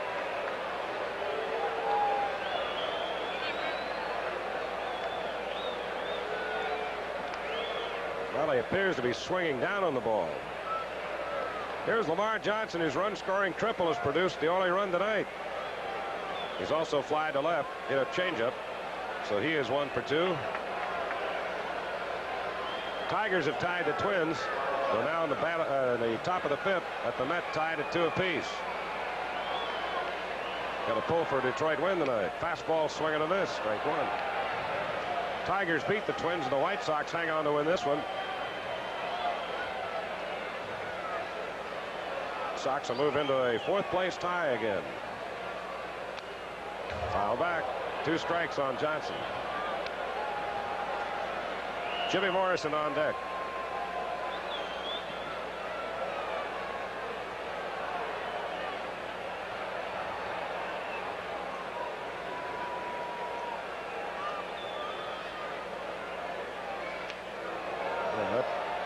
Pitch almost got away, up and in. 1 ball and 2 strikes. Win or lose tonight, of course, the big headlines of the day have already been made. The proposed sale of the club, apparently okayed by the screening board. Will now go to a full vote for the Sox owners. Check foul out of play. Edward DiBartolo and Associates from Dayton, Ohio. They're very big in the construction, designing, and building of shopping centers all over the Midwest. They own the San Francisco 49ers and the Pittsburgh Penguins. Change-up is popped up. Out of play. Still 1-2 to Lamar Johnson. The word that we had picked up around the league before today, that DiBartolo does indeed acquire the Sox. I think we can look forward to some exciting summers here on the South Side. In case you're wondering, he does indeed have the money to field a contender. And that's been the basic problem with the fine group of owners that saved the franchise for Chicago, but they just couldn't handle the offense. The financial net once they got the ball club. High chop off home plate, fielded out near second base by Griffin. 2 out. No question about it today. Major League sports and any kind of venture is big buck business. Here's Jimmy Morrison, who has walked and struck out tonight. He's 0 for 1 as Lamar heads back to the dugout.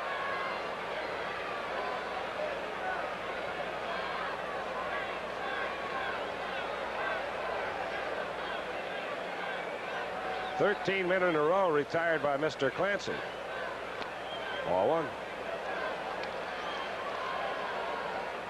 Britt Burns now has a string of 7.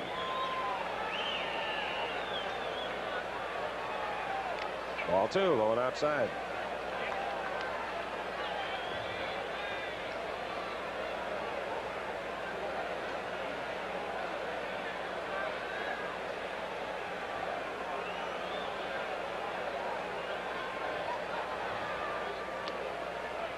Strike inside corner at the belt. 2-1 to Morrison. Blue Jays, despite their losing record, have a good record in one-run ball games. They're 16-14, and they've won 8 out of 12 games and have gone into extra innings this year. You wouldn't think that with a 50-69 mark overall. Fly ball to right field. Should be easy for Baylor. And that's 14 men in a row retired by right-hander Jim Clancy as the Sox go down in order in the 6th. Well, Harry Carey will be back to take the rest of the way here on TV 44. Bill McConnell reminding you the score after 6. White Sox 1, Toronto 0. We go into the top of the 7th, 1-0 in favor of the White Sox. And here is Bobby Baylor to lead it off. He's 0 out of 2. White Sox scored in the 1st inning in a scratch hit with 2 out and a triple by Lamar Johnson. Here's a pitch a little bit high, and the count evens up with a ball and a strike. The Cubs are in Houston tied up 1-1. 1 ball, 1 strike. There's the pitch. Inside a slider.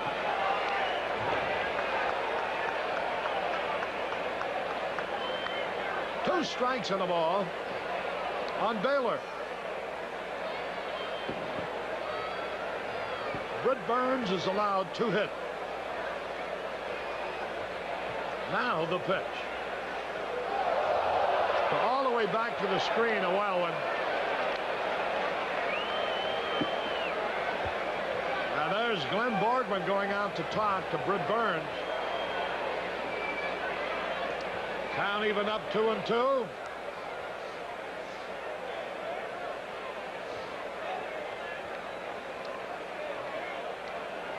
And thanks to Bud Gio, Foster, and Kleiser.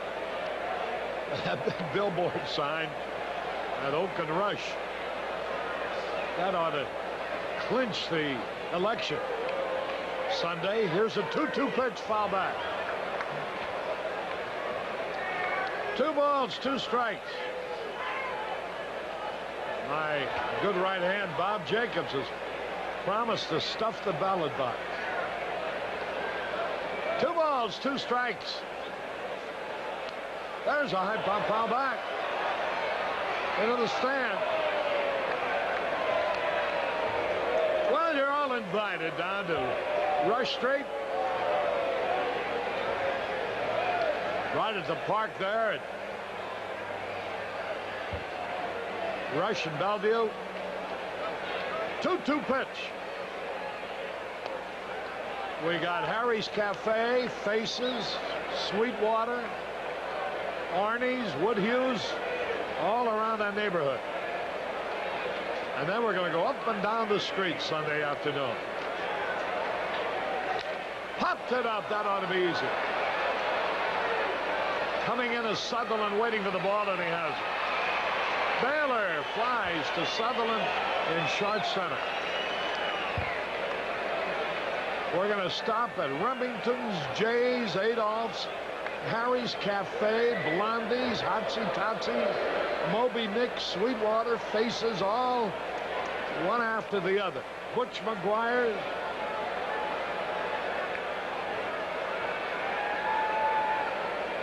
Shenanigans, The Lodge, Hang Up.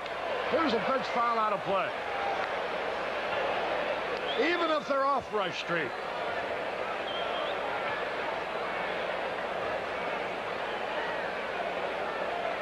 We're going to visit them, and we invite you to be with us.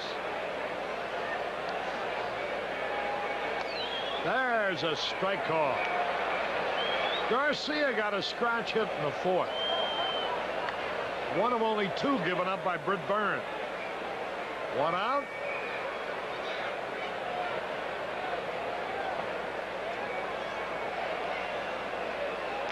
Hey, struck him out. Garcia becomes the fifth strikeout victim. That'll bring Abano Velez.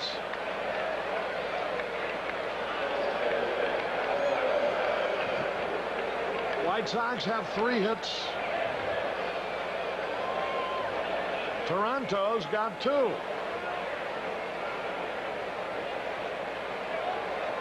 Velez is nothing out of 2 tonight.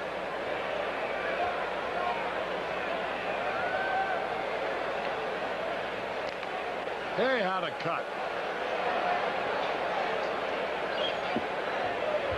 1 strike and nothing. 2 men are gone. We're in the 7th.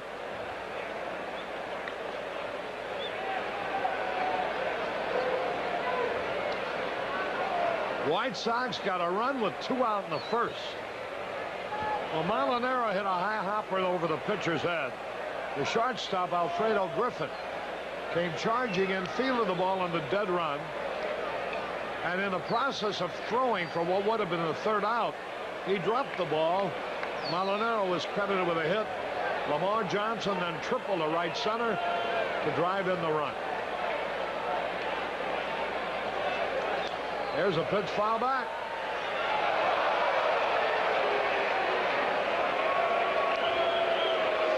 Two strikes and nothing.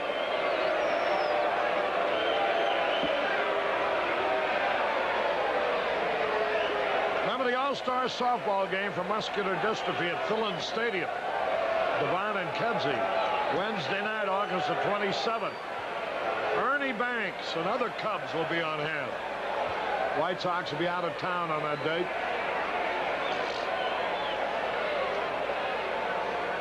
Two strikes and nothing. Just barely missed outside. Around 15,000 on hand again.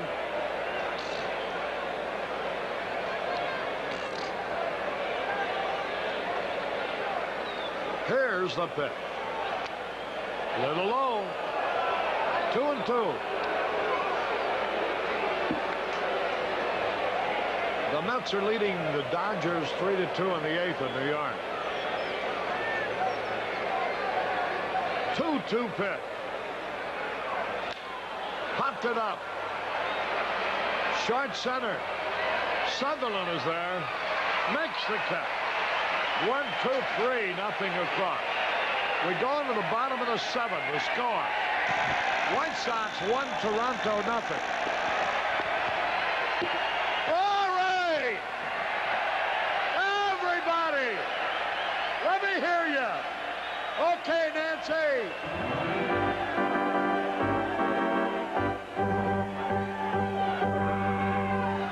Take me out to the bar. To the crowd. Buy me some peanuts and Cracker Jack.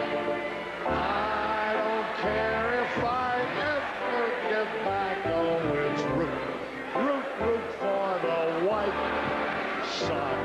If they don't win, it's a shame. For it's 1, 2, 3 strikes, you're out at the old ball game. Hey!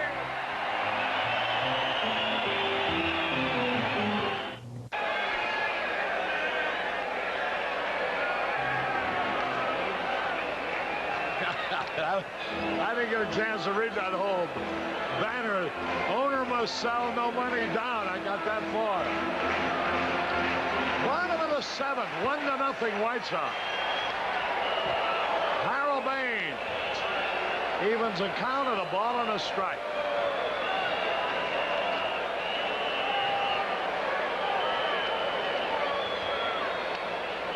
A little wide.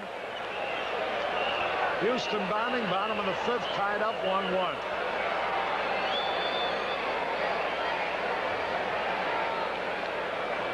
Jim Clancy has pitched an outstanding ball game himself. Clancy just 24 years old. Burns only 21. Ground ball, that'll be easy. Clancy's won 11 and lost 9 for last place ball club. So Baines bounced out.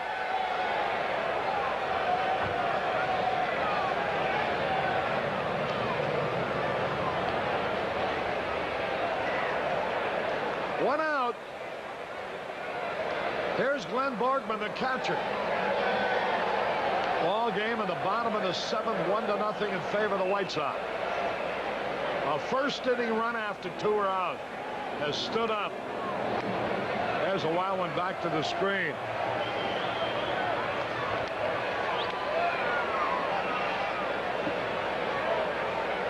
Activity in the bullpen. Guy Hoffman.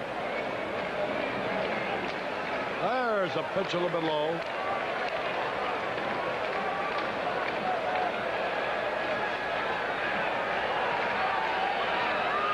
Contreras is down there also.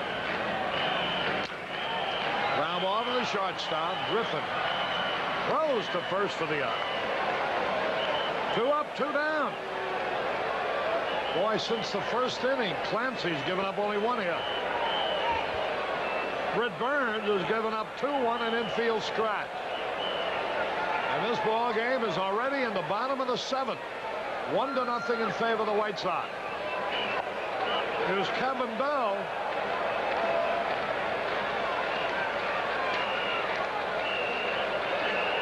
Boy, what a sad surprise, a real shock to hear the death of our good friend Tom McBride.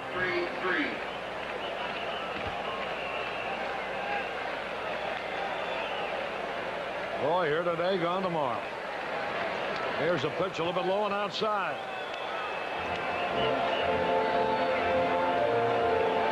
Two balls, no strikes for Kevin Bell.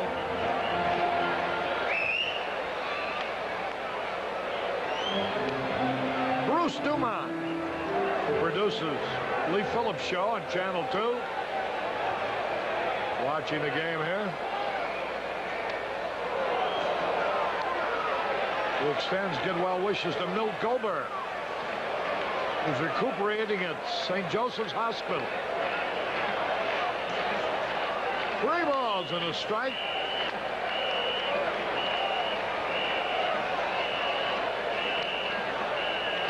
Now the count is full. Milwaukee going for a split at Texas.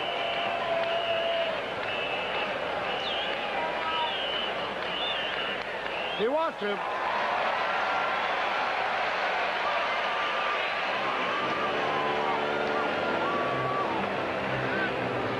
Clancy has walked 3 and fanned 3.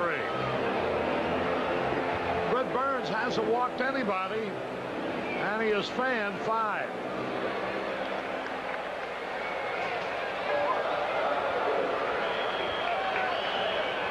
Here's Todd Cruz.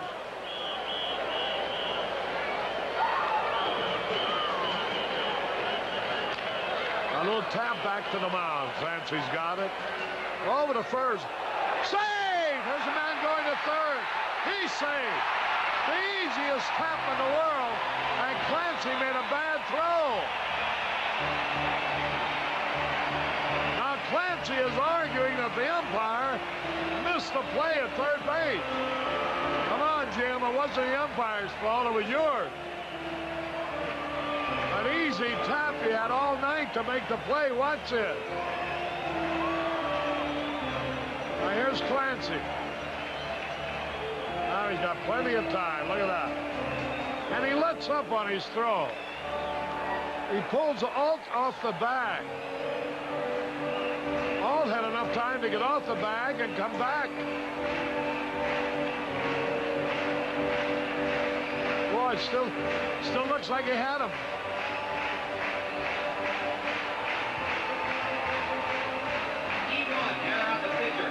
The pitcher gets the air on the bad throw.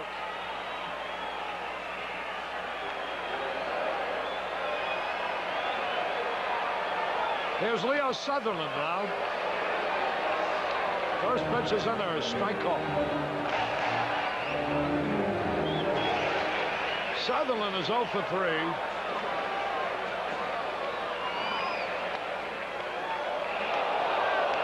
He's in the hole, strike 2.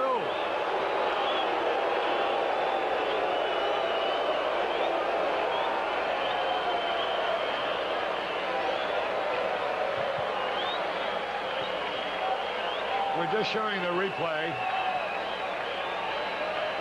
2 strikes and nothing. A little pop foul out of play.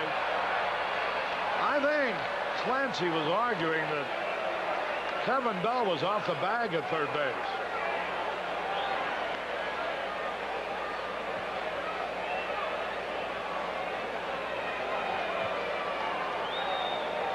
Two strikes and nothing. See if we can take advantage of that break.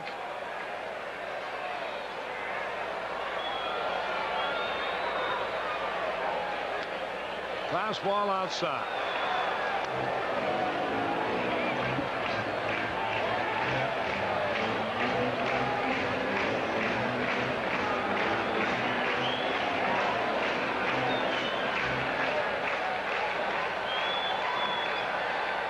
Outside, ball 2. Bill Farley, who head of one of the groups that was bidding for the White Sox, in attendance tonight. Nick Clavis, representing one of the other groups that were trying to get the White Sox. 2-2 pitch also here. There's a line shot. Base hit, the run is in. 2-0. Sutherland came through with a single to center.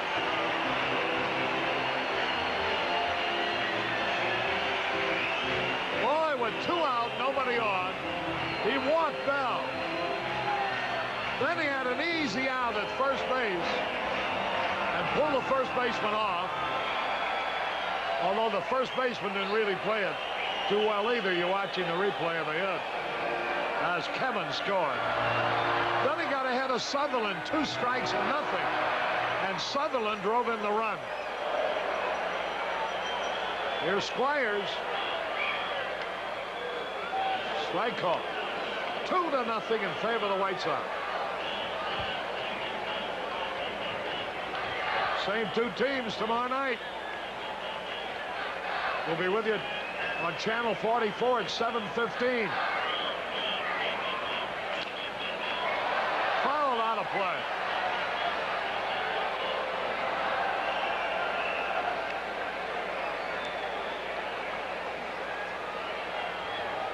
I had the pleasure of spending some time with entertainer Lou Rawls at the Advertising Age seminar at the Marriott today. He's a Chicago boy, you know. 2 strikes and nothing.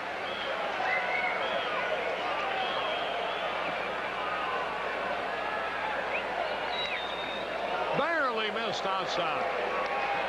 Boy, I bet Clancy is really burning about this run. Well, both runs.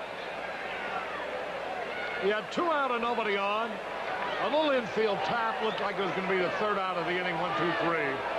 When Griffin dropped the ball while running. And the act of throwing, it went for a scratch hit. And Lamar Johnson tripled the run home. Now he had 2 out, nobody on when he walked Bell. Cruz tapped back to the mound. He struck it out.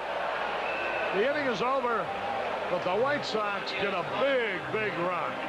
1 run, 1 hit. 1 error, 1 left. The ones have it. At the end of 7, White Sox 2, Toronto nothing. Yes. Harry Carey and Jimmy Pearsall back in the ballpark. We go into the top of the 8th. Boy, what a gift we had. Tell me how you got it, Coach. It's really quite a run. Oh, boy. Jim Clancy with an easy 3rd out decided to let up on his throw over there instead of throwing normally. First baseman didn't exactly play it well. He had plenty of time to get off the bag, take the throw, and come back, but he elected to try to keep his toe on the base. And on the replay, it looked like he might have got it back, but he was called safe. Should be safe the way he threw it. Oh, boy. He threw a changeup, knuckleball, slider, sinker. And then, of course, Leo Sutherland came through with a base hit. There's a fastball in it for a strike call. 1 ball, 1 strike. Nobody on, nobody out. 2-0 in favor of the White Sox. We're in the top of the 8th. He had a cut in him. Britt Burns is fan 5, walked nobody, allowed just 2 hits. He has faced only 1 above perfection. If he had a perfect game, he would have faced 21 men by now. He has faced 22. The pitch. Ground ball ought to be easy for Morrison. Over to first. In time. Garvin, a left-hander, is warming up in the bullpen for Toronto. 1 out here in the 8th. 2-0 White Sox. Britt Burns is shooting for his 2nd shutout. He will tie Trout for individual shutout. Going for his 12th game, which is tops on the club. And for his 11th victory. Here's a curve swung and missed. 1 out, nobody on. Ball game in the 8th. 2-0 in favor of the White Sox.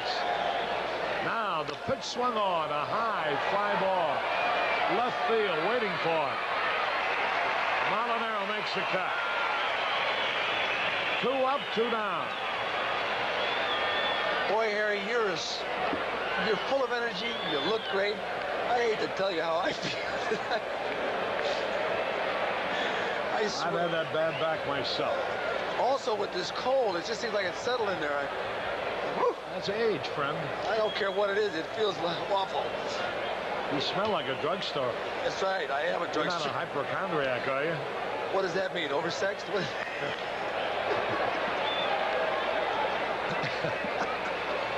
I don't hear any of your friends telling me that.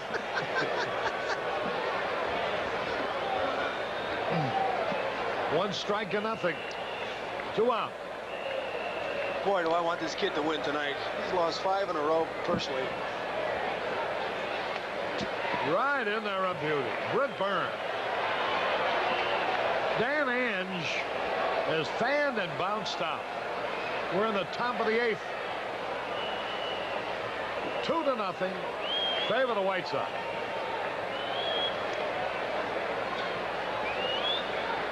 Last night they won 5-3. So the White Sox going for their 2nd in a row. Now we have a 1-2 straight for a while. There's the pitch, and he struck him out. Ange goes down swinging.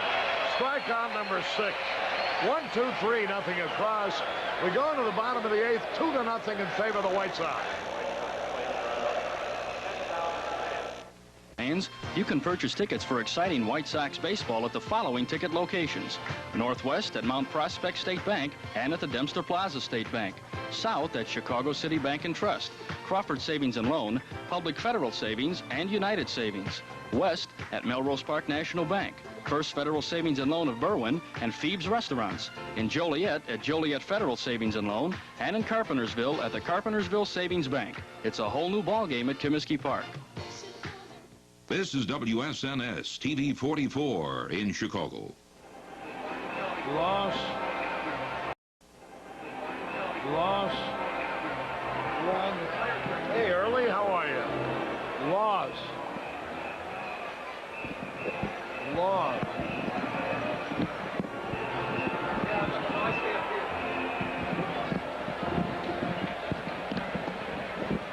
Whoa.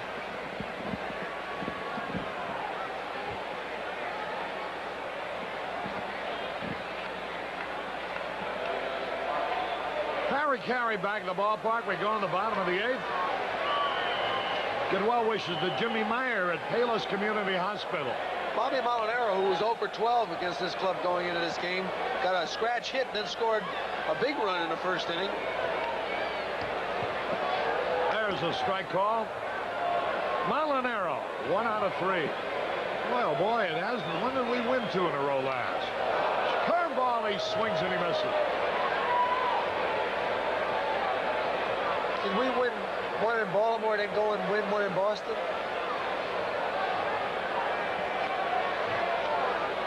There's a pitch foul back. Boy, Clancy's still throwing hard. Well, let's see. We lost to Boston the first game of his homestand. We won Wednesday in New York, but we had lost the 2 games previously. We won in Kansas City.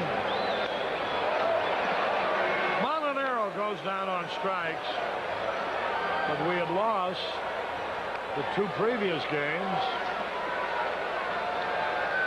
Lamar Johnson stepping in. He tripled the drive in Molinaro. Probably the best ball that was hit tonight in the right center field. Almost caught by Baylor, who went for a triple. Jimmy, there's a high fly ball in a center field easy out. Dan. 2 up, 2 down.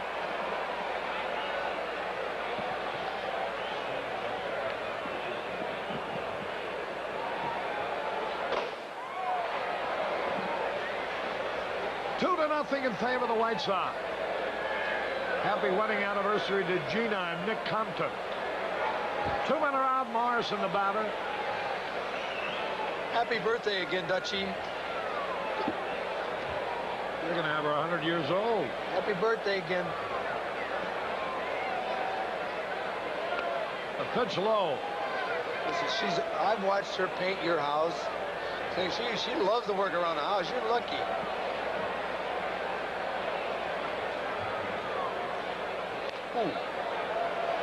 A ball and a strike on Morrison.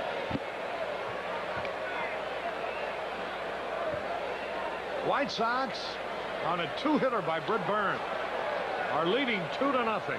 We're in the bottom of the 8th. Cubs have taken the lead at Houston, 2-1. Ball low. You know, Harry, a 1-0 game or a 2-0 game just doesn't excite the fans. But this is a good pitch ball game. You know, we haven't won 2 in a row since. There's a high fly ball that may drop. Twisting. Foul territory. Boy, Morrison was trying for his 36th double. Just missed. The last time the White Sox won 2 in a row was against Texas. July the 26th and 27th. So we have gone a month without putting 2 victories together. You see that ball just going foul. And we got a chance to do it tonight. Leading 2-0. High, ball 3. What have we won the most? 4 games in a row this year? Yeah. The highest? Yeah.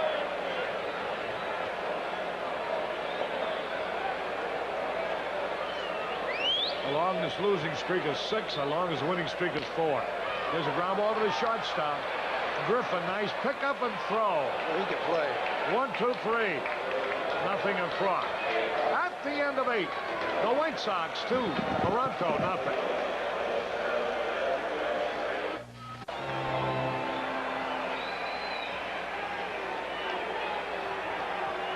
Look at that.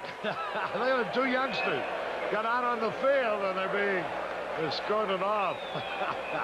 They look like they can't be more than 4 or 5. Ord will lead it off.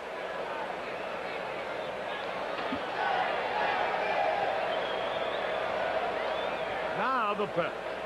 Swings and he fouls it back.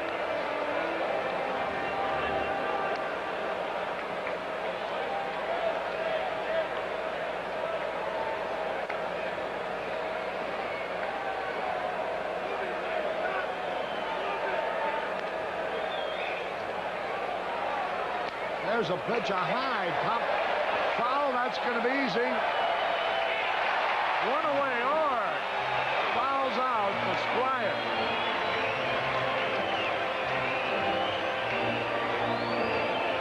Boy, Britt Burns has faced only one man more than perfection. Third game of the series tomorrow night. White Sox are catching these Blue Jays at the right time. Bossetti, Mayberry, Bunnell, all out of action. Steve Braun is going to hit for Witt.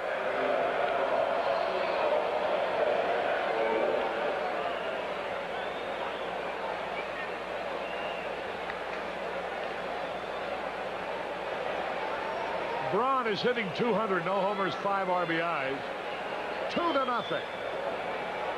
How many hits in this ball game? 4 for the White Sox, 2 for Toronto.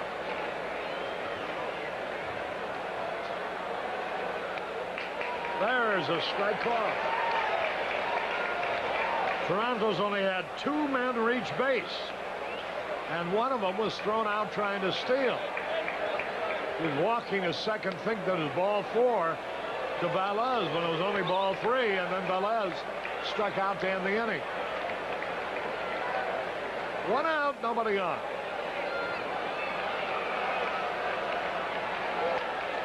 Swung and he missed. 2 strikes and a ball.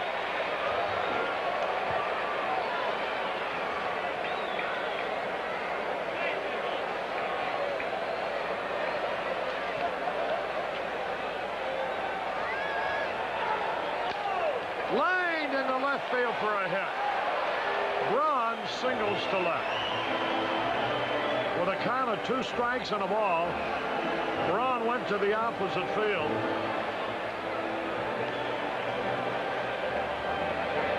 So now here's Alfredo Griffin, the shortstop. The pitch runner for Toronto is Cannon. Joe Cannon, an outfielder, is going to run for Braun.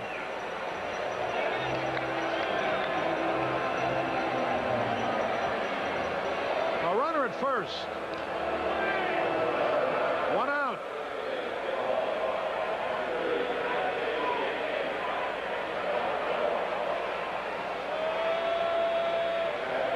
The score 2-0.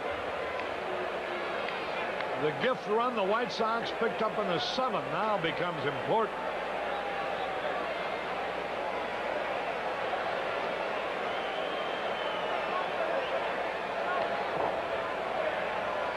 Throw to first, the runner back. Ralph Steinbarth and Frank O'Grady from La Preferita Foods watching the ball game. Hey, had a swing and a miss. 1 strike and nothing. Britt Burns. A double play would end it, but Griffin is very fast.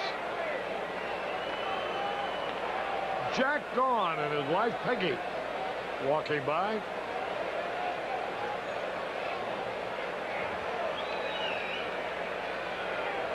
The runner back.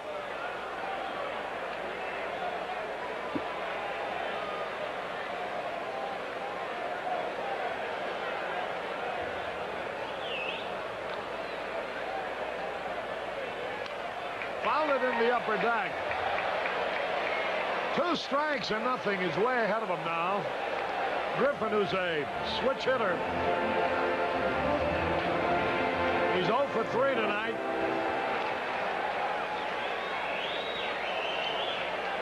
He doubled in a run last night.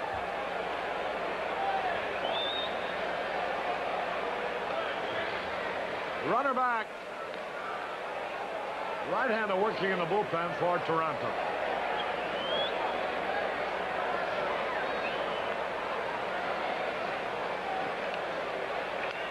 He bunts. Oh, it's going to go for a hit. Now they got Cannon trapped off second base. Boy, what a break. He's trying to get back to third. And he is tagged out. What a break for the White Sox. It's a safe bunt with 2 strikes by Griffin. But Cannon rounded second and was trapped.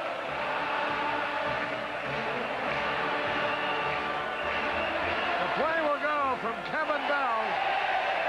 Watch the replay. Bell very alert on this play. Now he sees Cannon rounding second. You know, with 2 runs behind. The putout went 5-6-2-4.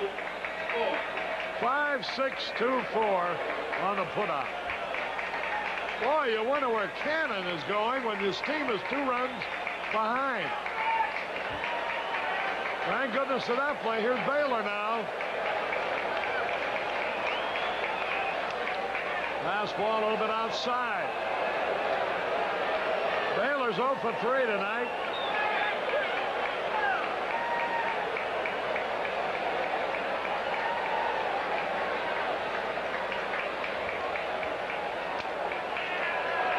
That evens the count on the ball on a strike. Now welcome to Delta Theta Chi fraternity. 2 out, a runner at first. Bobby Manick, the manager, got to be unhappy about that last play. Ball is high. 2 balls and a strike.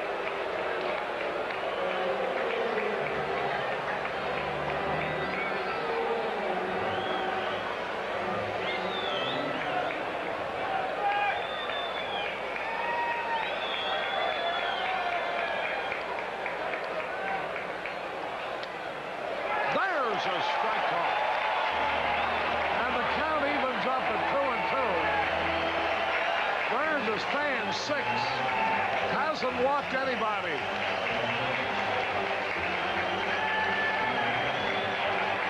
The crowd applauding.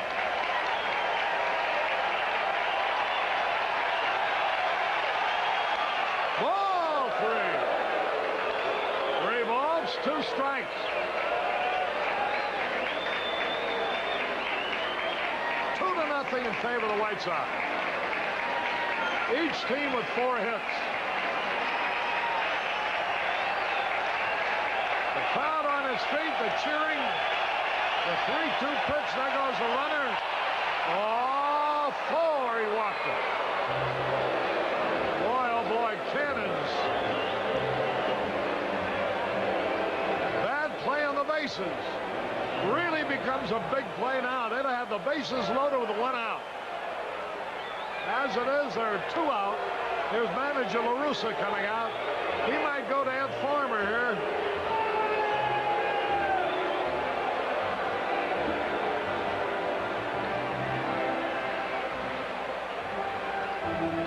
Farmer picked up his 21st save last night.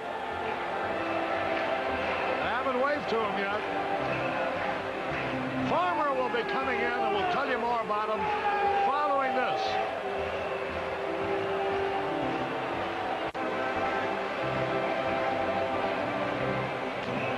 Harry Carey back in the ballpark. Britt Burns got a big hand as he trotted off the field. It's up to Ed Farmer now, and he has a chance of picking up his 22nd save of the year.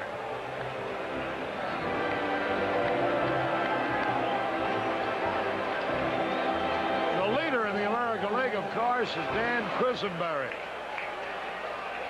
with 27. He's pitching for a team that frequently goes ahead in the late innings and thus gives him a lot of chances to pick up saves. Here's Garcia now. The tying runs are on base. Curveball in there, a strike call.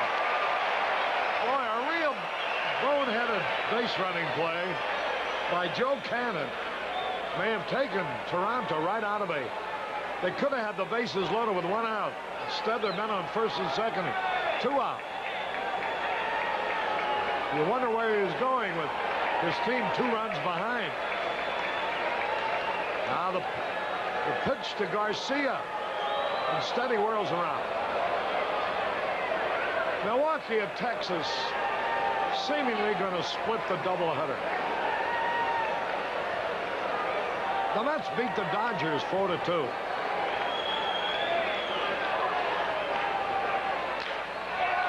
This should be the ball game.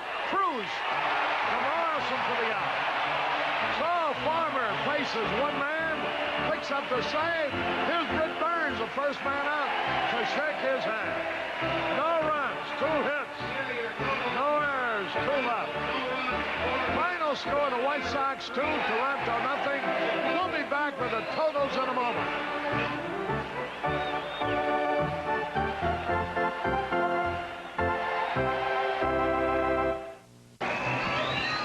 Harry Caray back at the ballpark. A beautifully pitched game by Britt Burns. It's a shame he couldn't have finished it, but what's the difference? He won it. It gives Ed Farmer a chance to pick up another save, his 22nd of the year. 2 runs, 4 hits, no errors for the Chicago White Sox. Britt Burns the winner. He now has 111 and lost 12. For Toronto, no runs, 4 hits, 1 error. The loser was Jim Clancy. He now has 111 and lost 10. Not much hitting in this ball game, a total of 8, 4 by each team. So it wasn't exactly a thriller from Manila at all. Sort of a dull ball game, but they're never too dull when you win them. And the White Sox won this one by the score of 2-0. Don't go away now. Jimmy will have his post-game guest, who will be Bob Greenberg, the blind sports announcer, coming up in a moment. Until tomorrow night at 7:15, Harry Caray from Comiskey Park, wishing you all a very pleasant good evening, repeating the happy score: the White Sox 2, Toronto nothing. So long, everyone.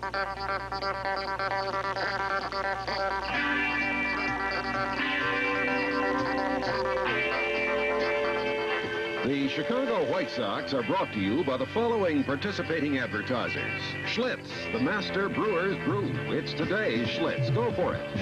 Chevrolet and your Chevy dealer. With Chevy Chevette and Chevy Citation, nobody sells more small cars than Chevrolet. True Value Hardware Stores. True Value, more than just a name, it's our way of doing business. Commonwealth Edison, providing you the power to grow. The Coca-Cola Bottling Company of Chicago, bottlers of Coke, Tab, Sprite, and Fresca. Have a Coke and a smile. Interlake Incorporated, a Chicago-based company in metals and material handling, sponsoring White Sox baseball for 8 consecutive years. Rusty Jones and the over 2,500 new car dealers who offer Rusty Jones rust proofing nationwide. Hello, Rusty Jones. Goodbye, Rusty Cars. The Association of Chicagoland McDonald's Restaurants. Nobody can do it like McDonald's can. And by Checker Oil. If you want good quality where the price is right, that Checker, it's a gas.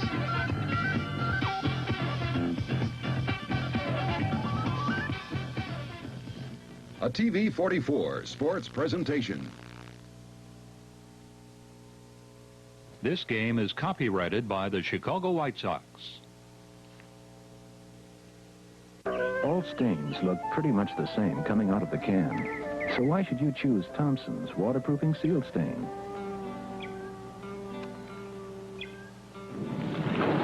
Because the sun doesn't always shine.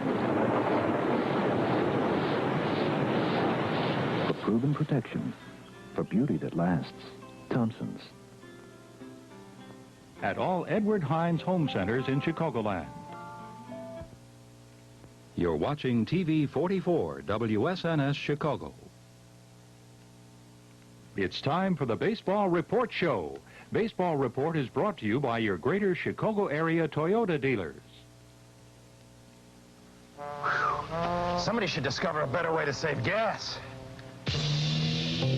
37 ways, all called Toyota. You can get the deal of the year now. It's your Toyota dealers Discover the Deal Days. There are only a few 1980s left, but right now you can discover a fuel-efficient Toyota for less than you think. So forget the sticker. Discover the deal. Okay. I'm not afraid of you anymore.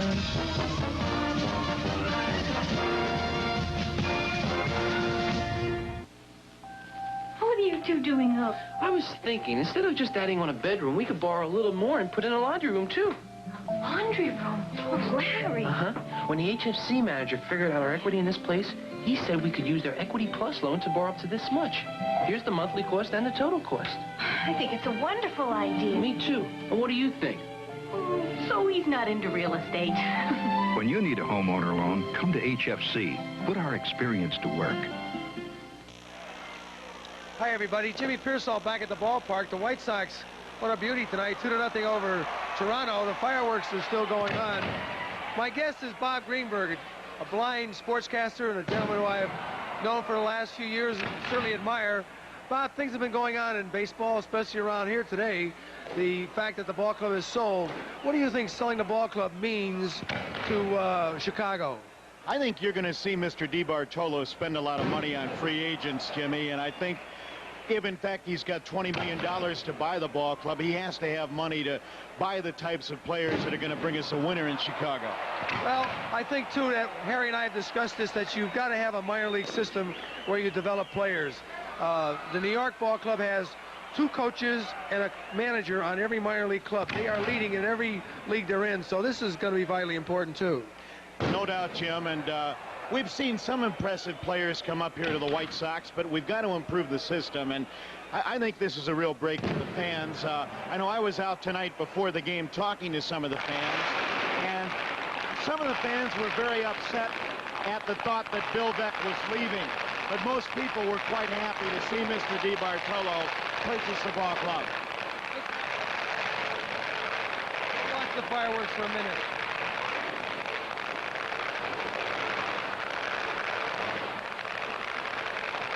The way Jake dances.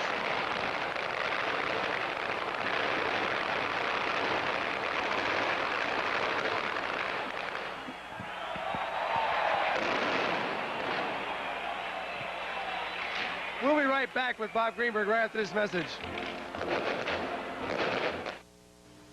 I'd like to discover a great car priced under $5,500.